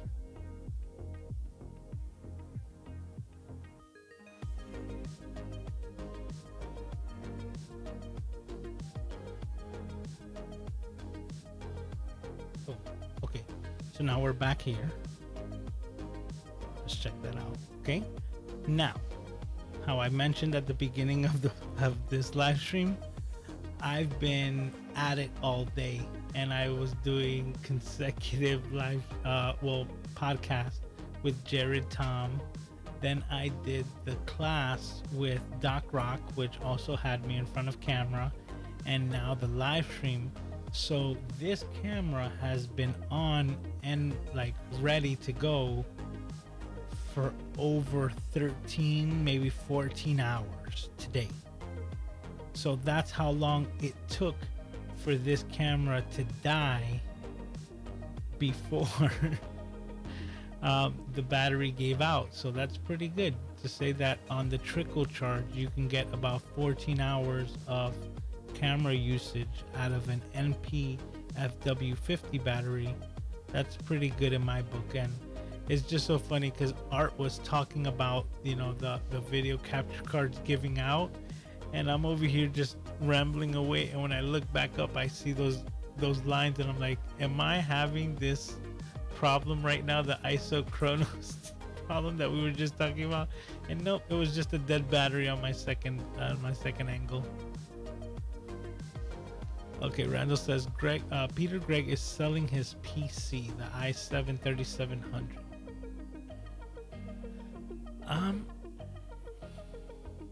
That's interesting, Randall. I'm probably gonna have to talk to you about it because I was thinking about something like that, but also no. You know, like I said, I need to just utilize it, and I have it set up to play my games. But I honestly don't use my PC as much as I should, and that's being real.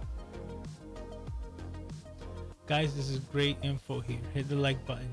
Oh, thank you, man. Yeah, so if you are here and you're still hanging out, make sure to hit that like button. Right now we got 13 likes, and if you're here watching the replay, make sure that you leave a comment. Let me know who you are. Introduce yourself to the Camera Junkie community. I would love to know everyone who watches my videos. This is one of the best things that I love about this platform is the community, and the fact that I'm able, you know, to contact you directly, and it's just an amazing platform. It says, I got 6 cameras working on the 2018 iMac Mini 6-core i5 3 gigahertz with 64 gigs of memory. One camera is the 1080p webcam built into the LG Ultrafine 5K monitor. That's kind of a little bit of a hack, but that one's good. Wow, you got so many on there. Ryzen is more important to run DDR 3200 or 3600. Oh, somebody's awake. Hi, Aiden. Hi, puppy. The boss is awake. It says i5 is 3 gigahertz. AMD 5 is also like 3 gigahertz. OBS, live and pre-recorded. Just one camera, nothing fancy. Oh, then you're good. I think your system is pretty good. The only thing that I would say is if you could, you might want to boost up the RAM. I think it would be easier on the desktop or less expensive on the desktop. But I believe you said that the laptop was the Ryzen. So it just really depends. But if you're doing the i5 and it's 3 gigahertz, it's not at like a 2.5 or 2.8. I think 32 gigs of RAM on that one, and you'll be good to go. It says the 3600 megahertz is 1:1 ratio, and he confirms it. And Randall says Windows updates suck, and they do. They've really gotten, like, they've taken a turn for the worst. That's what I mean. Like, I've always dealt with Windows updates. I've been fixing people's computers for so long, and the fact that I remember telling people, like, okay, if I'm gonna redo your computer, like, this takes this long, but you're gonna be looking at like an extra 24 to 48 hours just for updates. And they'll be like, why so long? I'm like, because that's how many updates need to get done.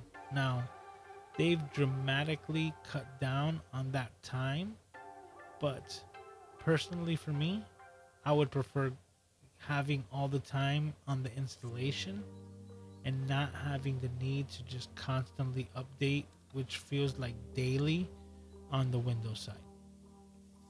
Like a daily update that needs to be applied, and it just throws your workflow down the crapper.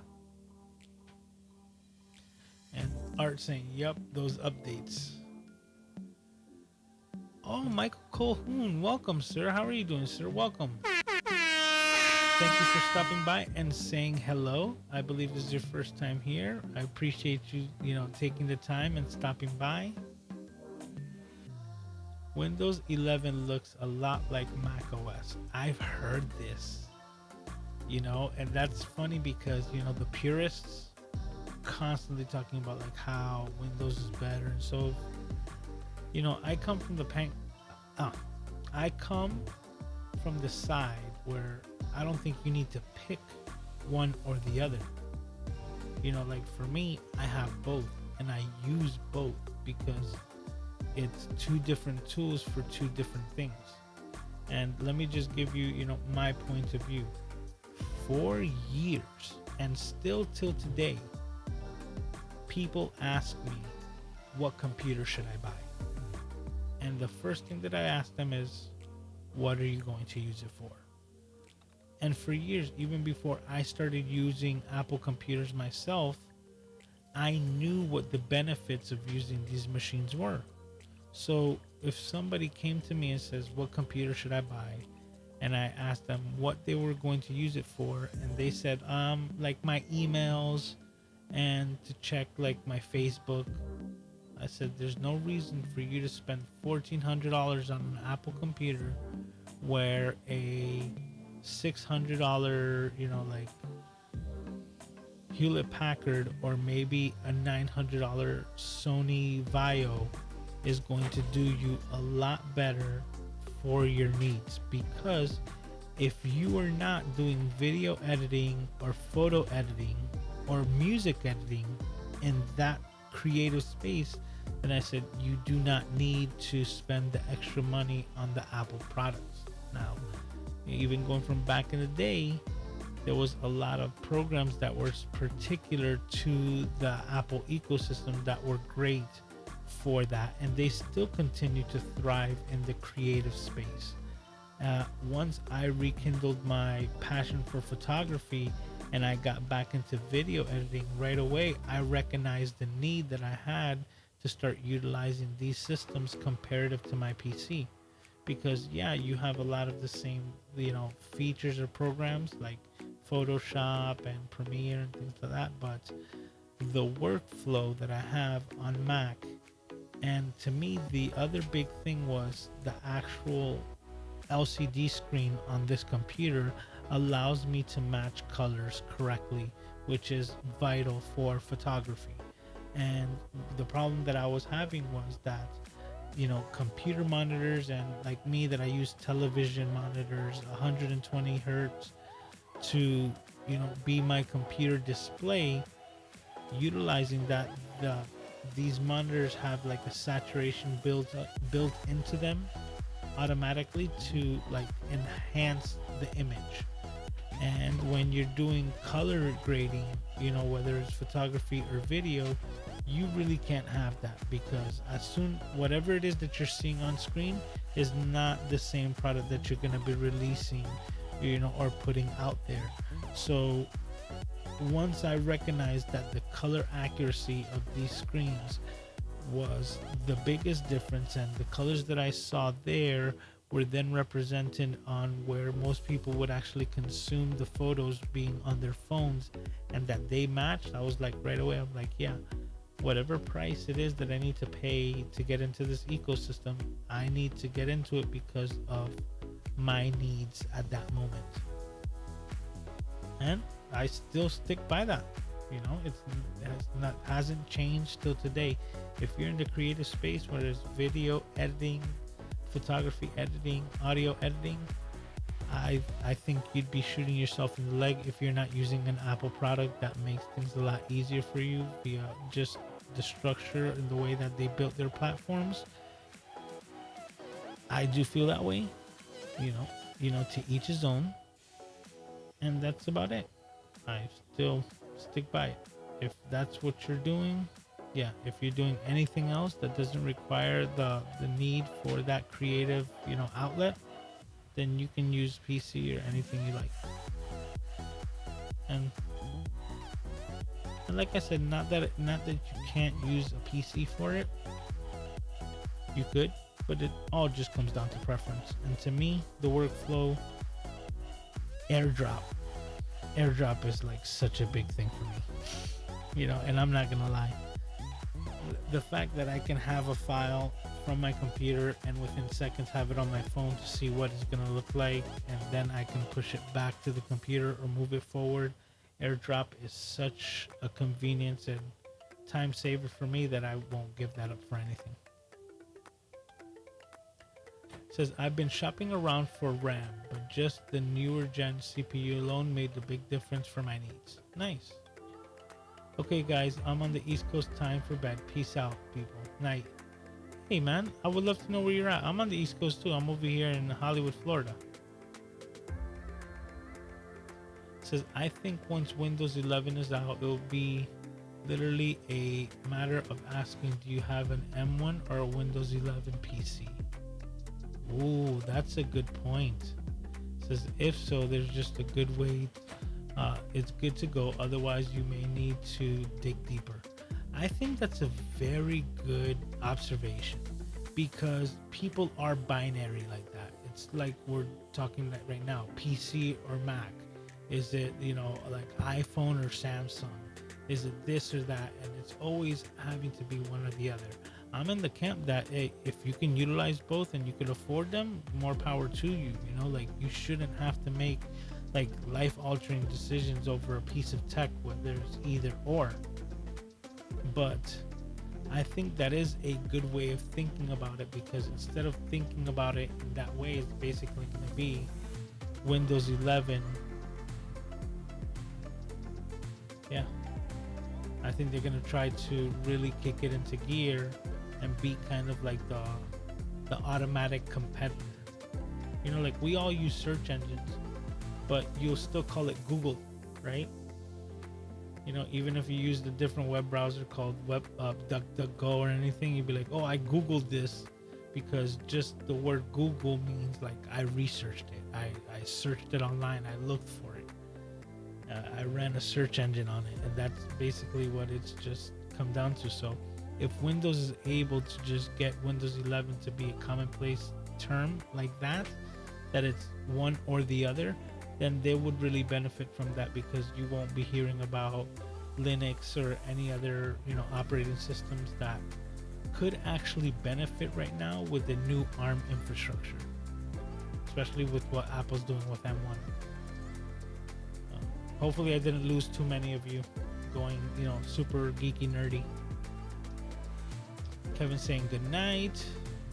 Memory and video cards can be the best upgrade for your computer. Don't forget about upgrading the PSU2. Yes, Intel CPU RAM speed affects overall performance a bit less. Okay, so Randall's saying good night. It was fun geeking out. Thanks for stopping by, man. As always, appreciate you stopping by and spending your most precious commodity, which is our time. Oh, we're getting close to 2 hours.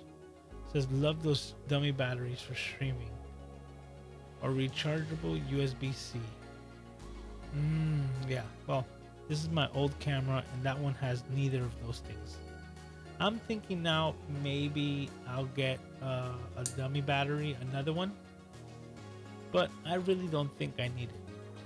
If it can hold 15 hours, next time I'll be more aware of having to change the battery.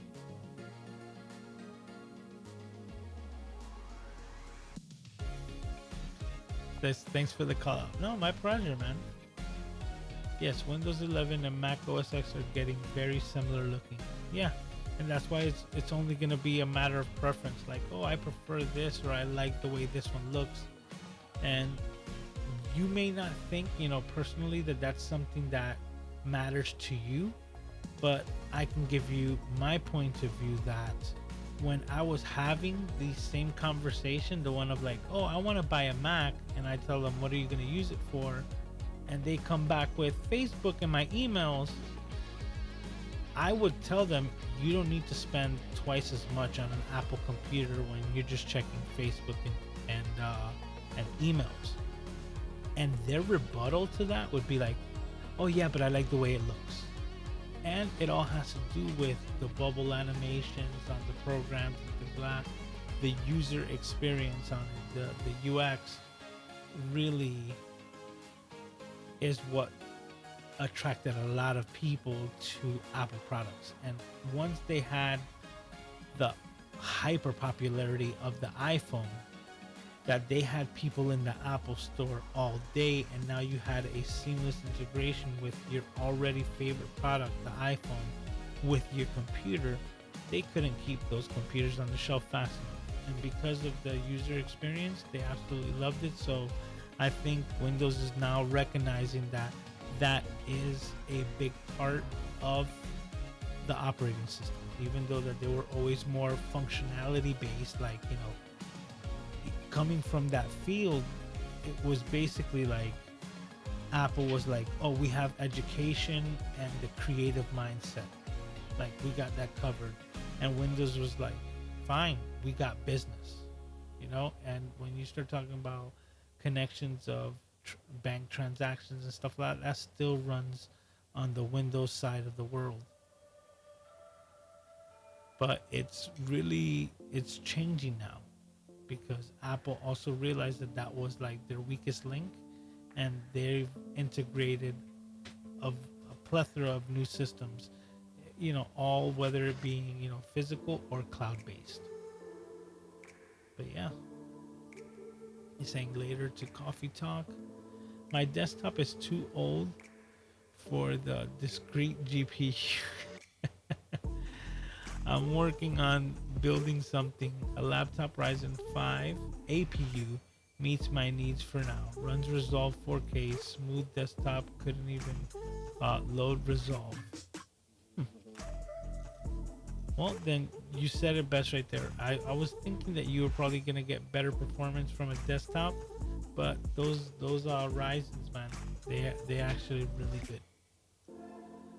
Hope Microsoft rethinks about the TMP 2.0 because it will brick many older PCs. Not sure what that is.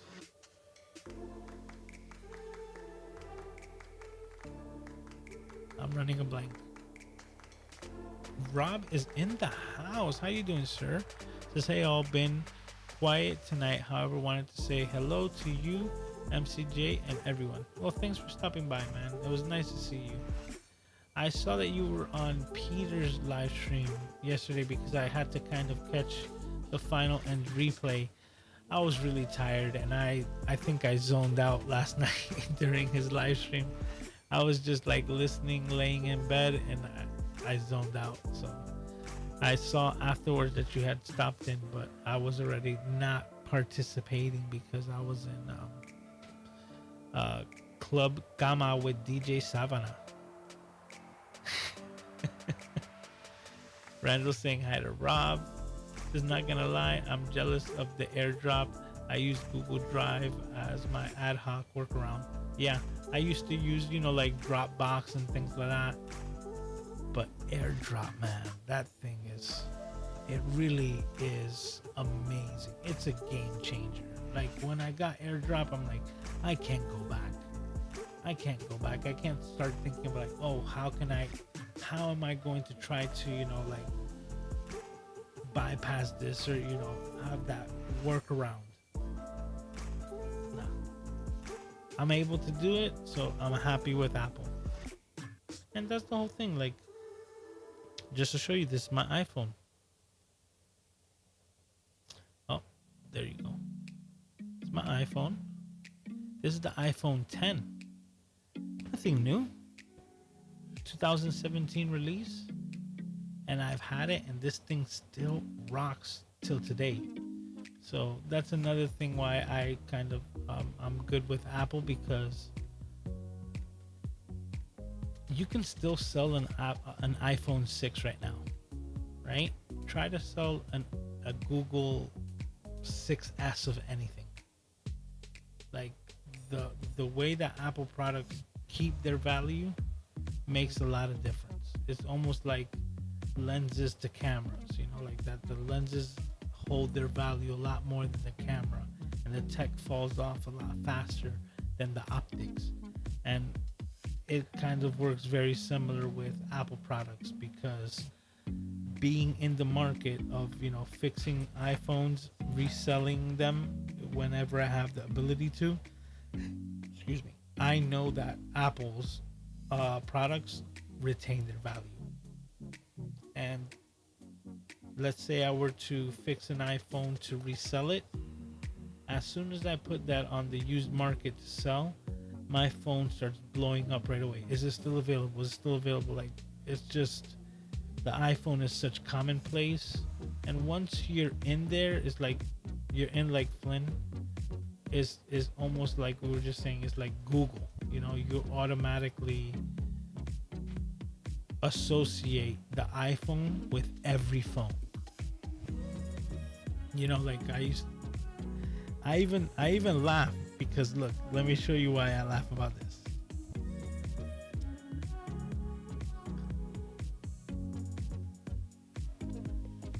Let's see, let's check this out. Look, this little icon here, right? Nobody uses a phone that looks like that. I just find that so funny. Not a person right now that uses a phone is using that old school headset from like from like even the 70s, Yet that's the shape of the phone that we have illustrating as the application that we use on our smart devices that represents the functionality of a phone. But when you really start looking at these devices, the only thing that the phone is here is just an application. This is a micro computer here that's so advanced, and it also has the ability to make and receive phone calls. And that's basically what it comes down to. I just always find that funny. I'm like, why haven't they changed that to look more like the iPhone? Because pretty much every smartphone that's out there right now kind of has a similar aesthetic, a slim, flat, like brick type device, whether it's an Android from LG or anything like that. They kind of have the same similar look.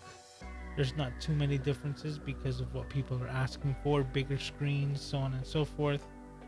So with that being said, I just still find it funny that even on Android devices, that is still the symbol that we use for phone. Okay, slide. Randall is saying, are you still here, by the way? Hi. He's saying hi. Kippy is here saying, hey Lewis, how you doing, everyone?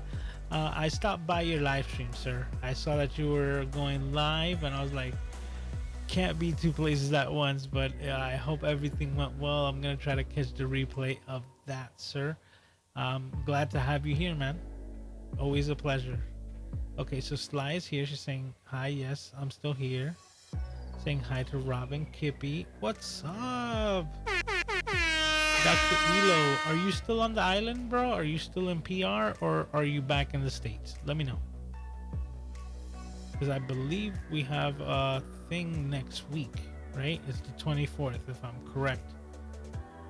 And yeah, we're going to be, for those of you who don't know, because you probably don't know, this is Dr. Elo. I'm going to have the fortune to be on a live stream with him. We're going to be talking about cameras, you know, photography, cameras, tech, all that good stuff. On a, I believe it's called Be Live or Go Live live stream that he's going to be doing the 24th. So I have that in my calendar, 6 p.m. I believe Eastern. Correct me if I'm wrong, Elo. Kippy saying hi to Sly. Randall saying hi to Kippy. He's replying. Microsoft now is using the Chrome engine for their browser. Next, Apple OS for the PC. Well, you know, I don't know if you know this, but Windows 10 and maybe even Windows 8 can't, I don't remember if it was that far back, but I definitely know that Windows 10 is fully compatible with any Mac computer that's Intel based. So what does this mean? What this means is that I can take my Apple computer right here. If I wanted to, I would most likely replace the hard drive instead of wiping it clean. But you know, let's say you had to replace the hard drive on this computer. You replace the physical hard drive. It has no information on it. You have the ability at that moment to install Windows 10 on an Apple computer and just run it like if it was a PC and run all the installation with no extra added software needed. There's this thing called, let me see, I hope I don't butcher the name. I forgot the name of the application that would allow you to partition a Mac hard drive so that during boot up you can either boot up to the Mac partition or the Windows. That's something that's still available, but that's not what I'm talking about. What I'm talking about is that you have the ability to just run a Windows computer, a Apple computer as a Windows computer, and that was backwards compatible, if I'm correct, as far as Windows 8, that they were able to apply it. It was an option that I would offer to a lot of people when they had an older Mac computer that was no longer being updated through Apple.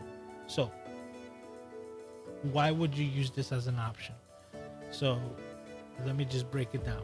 The situation that I would come across was people would come to me with an Apple computer. It was an older Mac, not really to get into specifics, but because it was no longer being updated by Apple, if you were to connect an iPhone to it, your new iPhone, you wouldn't be able to communicate to the phone because it didn't have the correct codecs because of the lack of integration of updates to the older Mac computer. So that in itself was rendering a lot of these Apple computers pretty much useless, because people are saying like, the one main feature that I want to use and I can't do it. Even the web browser is so backdated that it's having trouble opening up the web pages that I want to visit. So at that point, I would just completely remove the Apple software from the computers entirely, so that the computer would no longer boot up to anything Apple, and install Windows 10 onto that computer. And that's what I'm saying. I think even Windows 8 was when I started doing this. What that did is that it started running just like a Windows PC using the Apple hardware. And now, because you weren't limited to the software, you can update your operating system, being Windows, on an Apple computer to the latest version.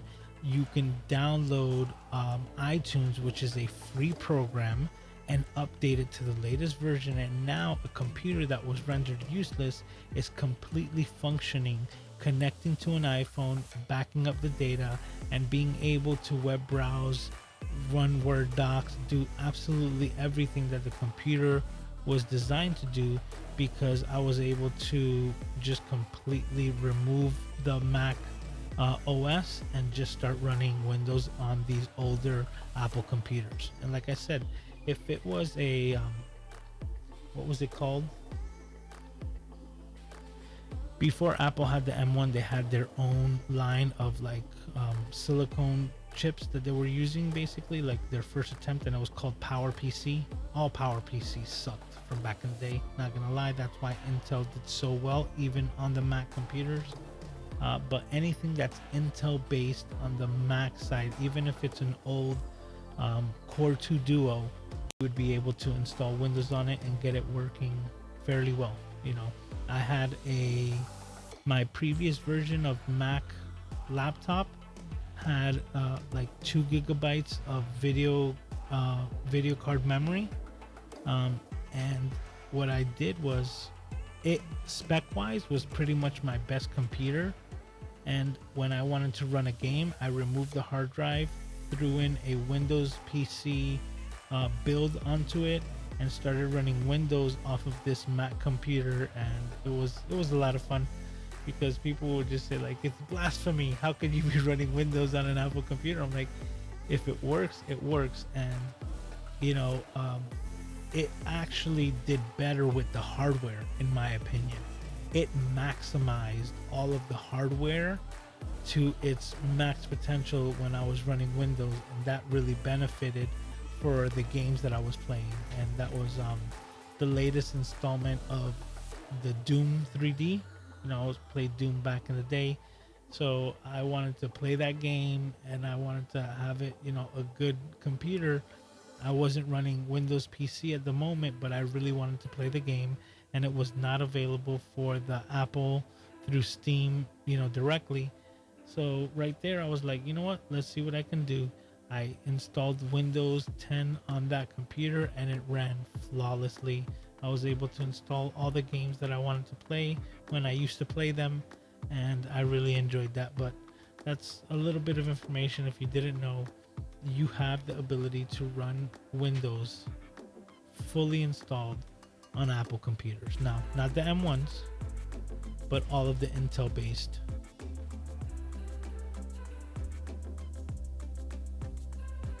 Says, I'm spending a lot of time with Windows 11 beta. I really like it. I'm Mac fanboy outside of the M1 minis. Is expensive, so I think Windows 11 is going to make things easier for people to choose. I don't think, you know, Michael, I just really don't think that the M1 mini, being a $600 computer, is expensive for what it does. Seeming that, yeah, it's totally taken over like 2 of my computers. It's more than pulling its weight. Says, good point, Randall.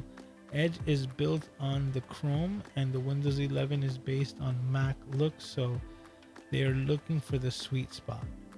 Yeah. Art heard me saying, LOL, Club Kama is dangerous. Bodies drop all the time, man, and they don't get up for hours. So, very interesting. Hi, Randall. Okay, so Rob's just saying hi to everyone.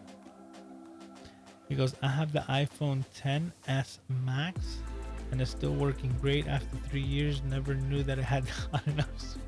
Yeah, that's part of your video. The funny thing is that, hey, I know that it's there. Excuse me.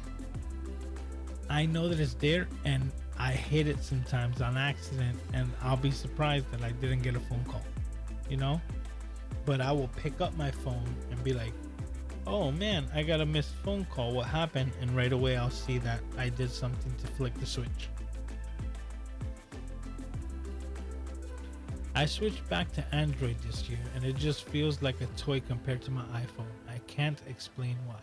Well, I don't know which iPhone you had before, but I can tell you one thing. The iPhone X, XS, and XS Max were made on stainless steel frames. So the bodies are stainless steel and they're very hard. The new iPhone 11, excuse me, that is very popular. These are aluminum body frames. And the difference has to do with, unfortunately, if you drop it. You know, when you drop an aluminum phone, it's gonna take a scratch and you're gonna see it.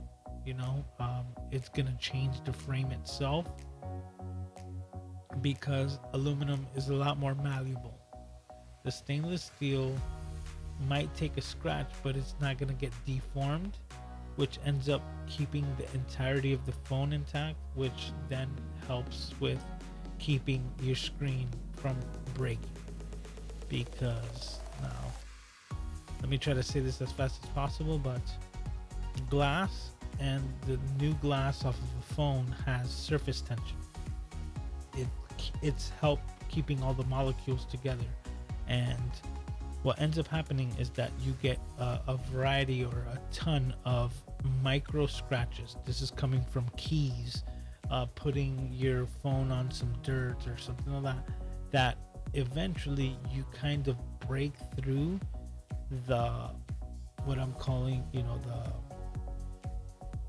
I'm running a blank on the word and I just said it. Oh my God, I can't believe this. I'm running a blank. Okay, well, it's basically the way that the glass is holding itself together. The surface tension. There we go. I just ran a blank on there. Okay, the surface tension, right?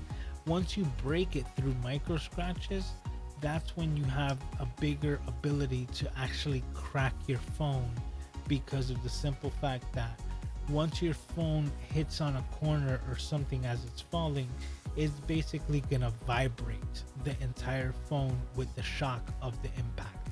Once the shock is running through the glass, if it has a big enough micro scratch, it's going to release all of the vibration energy through that, because you no longer have the surface tension of the glass.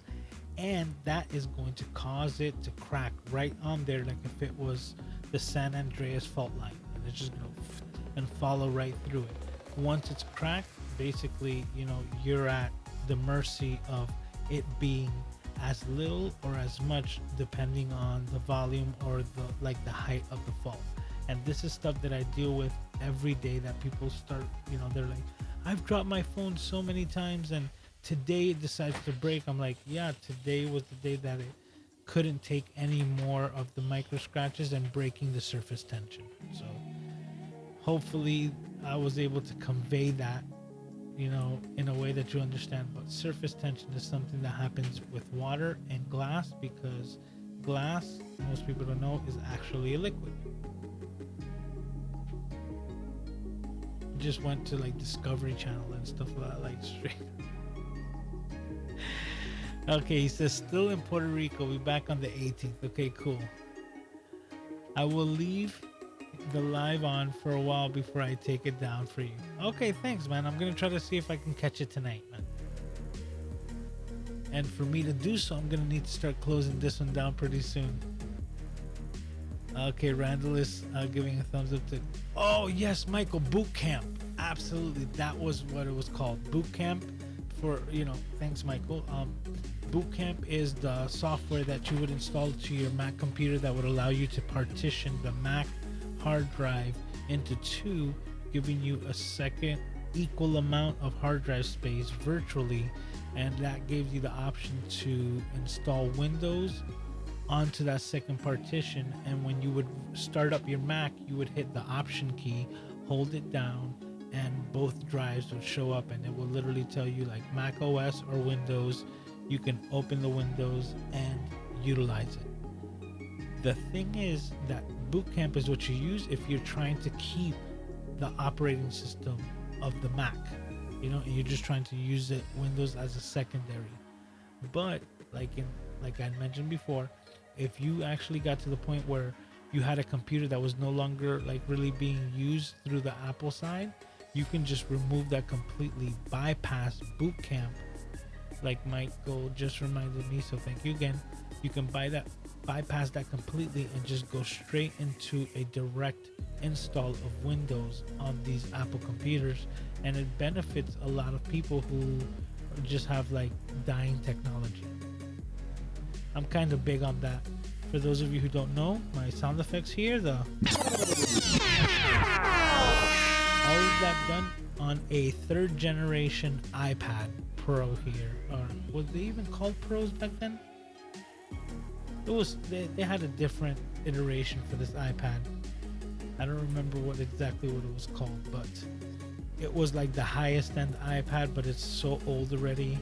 I'm gonna pull this out so that you can see. This is the proof. It uses the 32 pin connector, old school tech, but instead of having it just die here, I'm able to run this simple little program that has hundreds of buttons, all with different sound effects. And if Aaron's still here, that's for Aaron. He absolutely loves it. He's like, come on, do it. You know, it has the ability to give you sound effects. You know, Arnold is there. You know, here we go. You know, applause. You have hundreds of buttons that I can use, and it gave my iPad new life. So now this is an integral part of my setup, and I absolutely love it. That's how I get all my air horns. It says correct, Lewis. You can install Windows on it with no problem. Oh, Rob was telling me the same thing. Boot Camp. The joint effort of IBM, Motorola, and Apple gave rise to the PowerPC. Ah, yeah, and they were not good. Like, I remember when people were like, oh, PowerPC or Windows. I'm like, yo, if you're going to buy a Mac, just make sure that it's Intel. Don't spend your time on PowerPC. And as soon as they like X'd it, it fell off so fast. That's why, like, once they stopped supporting it, it fell off so fast. And anyone who had a PowerPC Apple computer was just like dead weight. And that was the thing. I was always trying to figure out a way to utilize the older tech to try to save people money, help them out. And I could never do anything with the PowerPCs. They just didn't work. This is way back to PowerPC when I became a regular Mac user. You make a good point about Windows and Mac Intel. Does Windows stuff still run on Mac OS M1 if using MWware Fusion? That's what I used to run Windows rather than using Boot Camp. Home MVware still works on the M1 Macs. That would be interesting. Now, if it doesn't work, I wouldn't be surprised, because the language of the ARM-based processors that are on the M1s compared to the Intel infrastructure are so different. Are just so different that if it wasn't backwards compatible, I kind of would have to say, like, I understand, because the technology that we're dealing with right now in the M1s, it really is something else. You know, like, I can get really nerdy with it because it has to do with the way that the processors are being built. You know, like the new technology that Apple is utilizing on the nanometer scale. They're maximizing profits, they're minimizing loss, and over exceeding people's expectations with the performance. It is like win, win, win. Orlando's saying yes to Rob. He goes, old timer syndrome is affecting everyone. That I have to check into this VMware Fusion, Rob. I'm gonna have to check into that. But I'll tell you the truth, right now, I won't be too worried about it because I don't see the need of running Windows on an M1. Because if you have an M1 and you have the ability to run the operating system, what is it?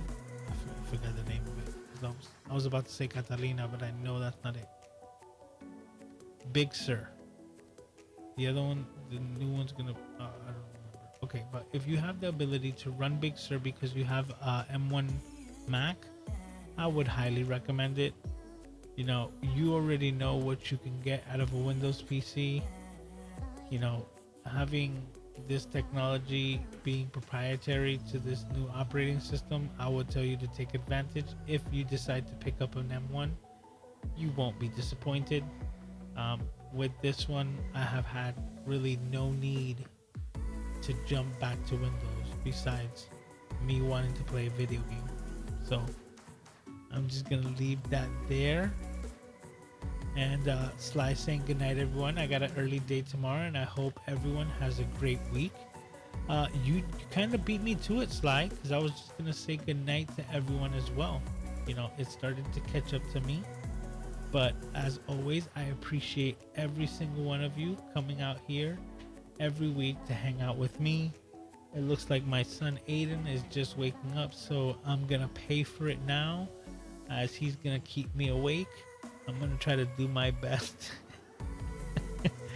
But as always, I thank every single one of you for spending your most precious commodity, which is our time, here with me.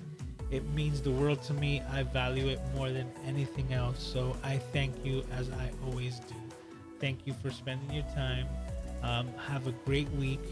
Take care of yourselves. And I can't wait to do this all over again. The same Camera Junkie place, same Camera Junkie channel, right here, 10:55 p.m. Eastern Standard Time. I will see you all next week. I love you. Have a great night, and I'll see you next time.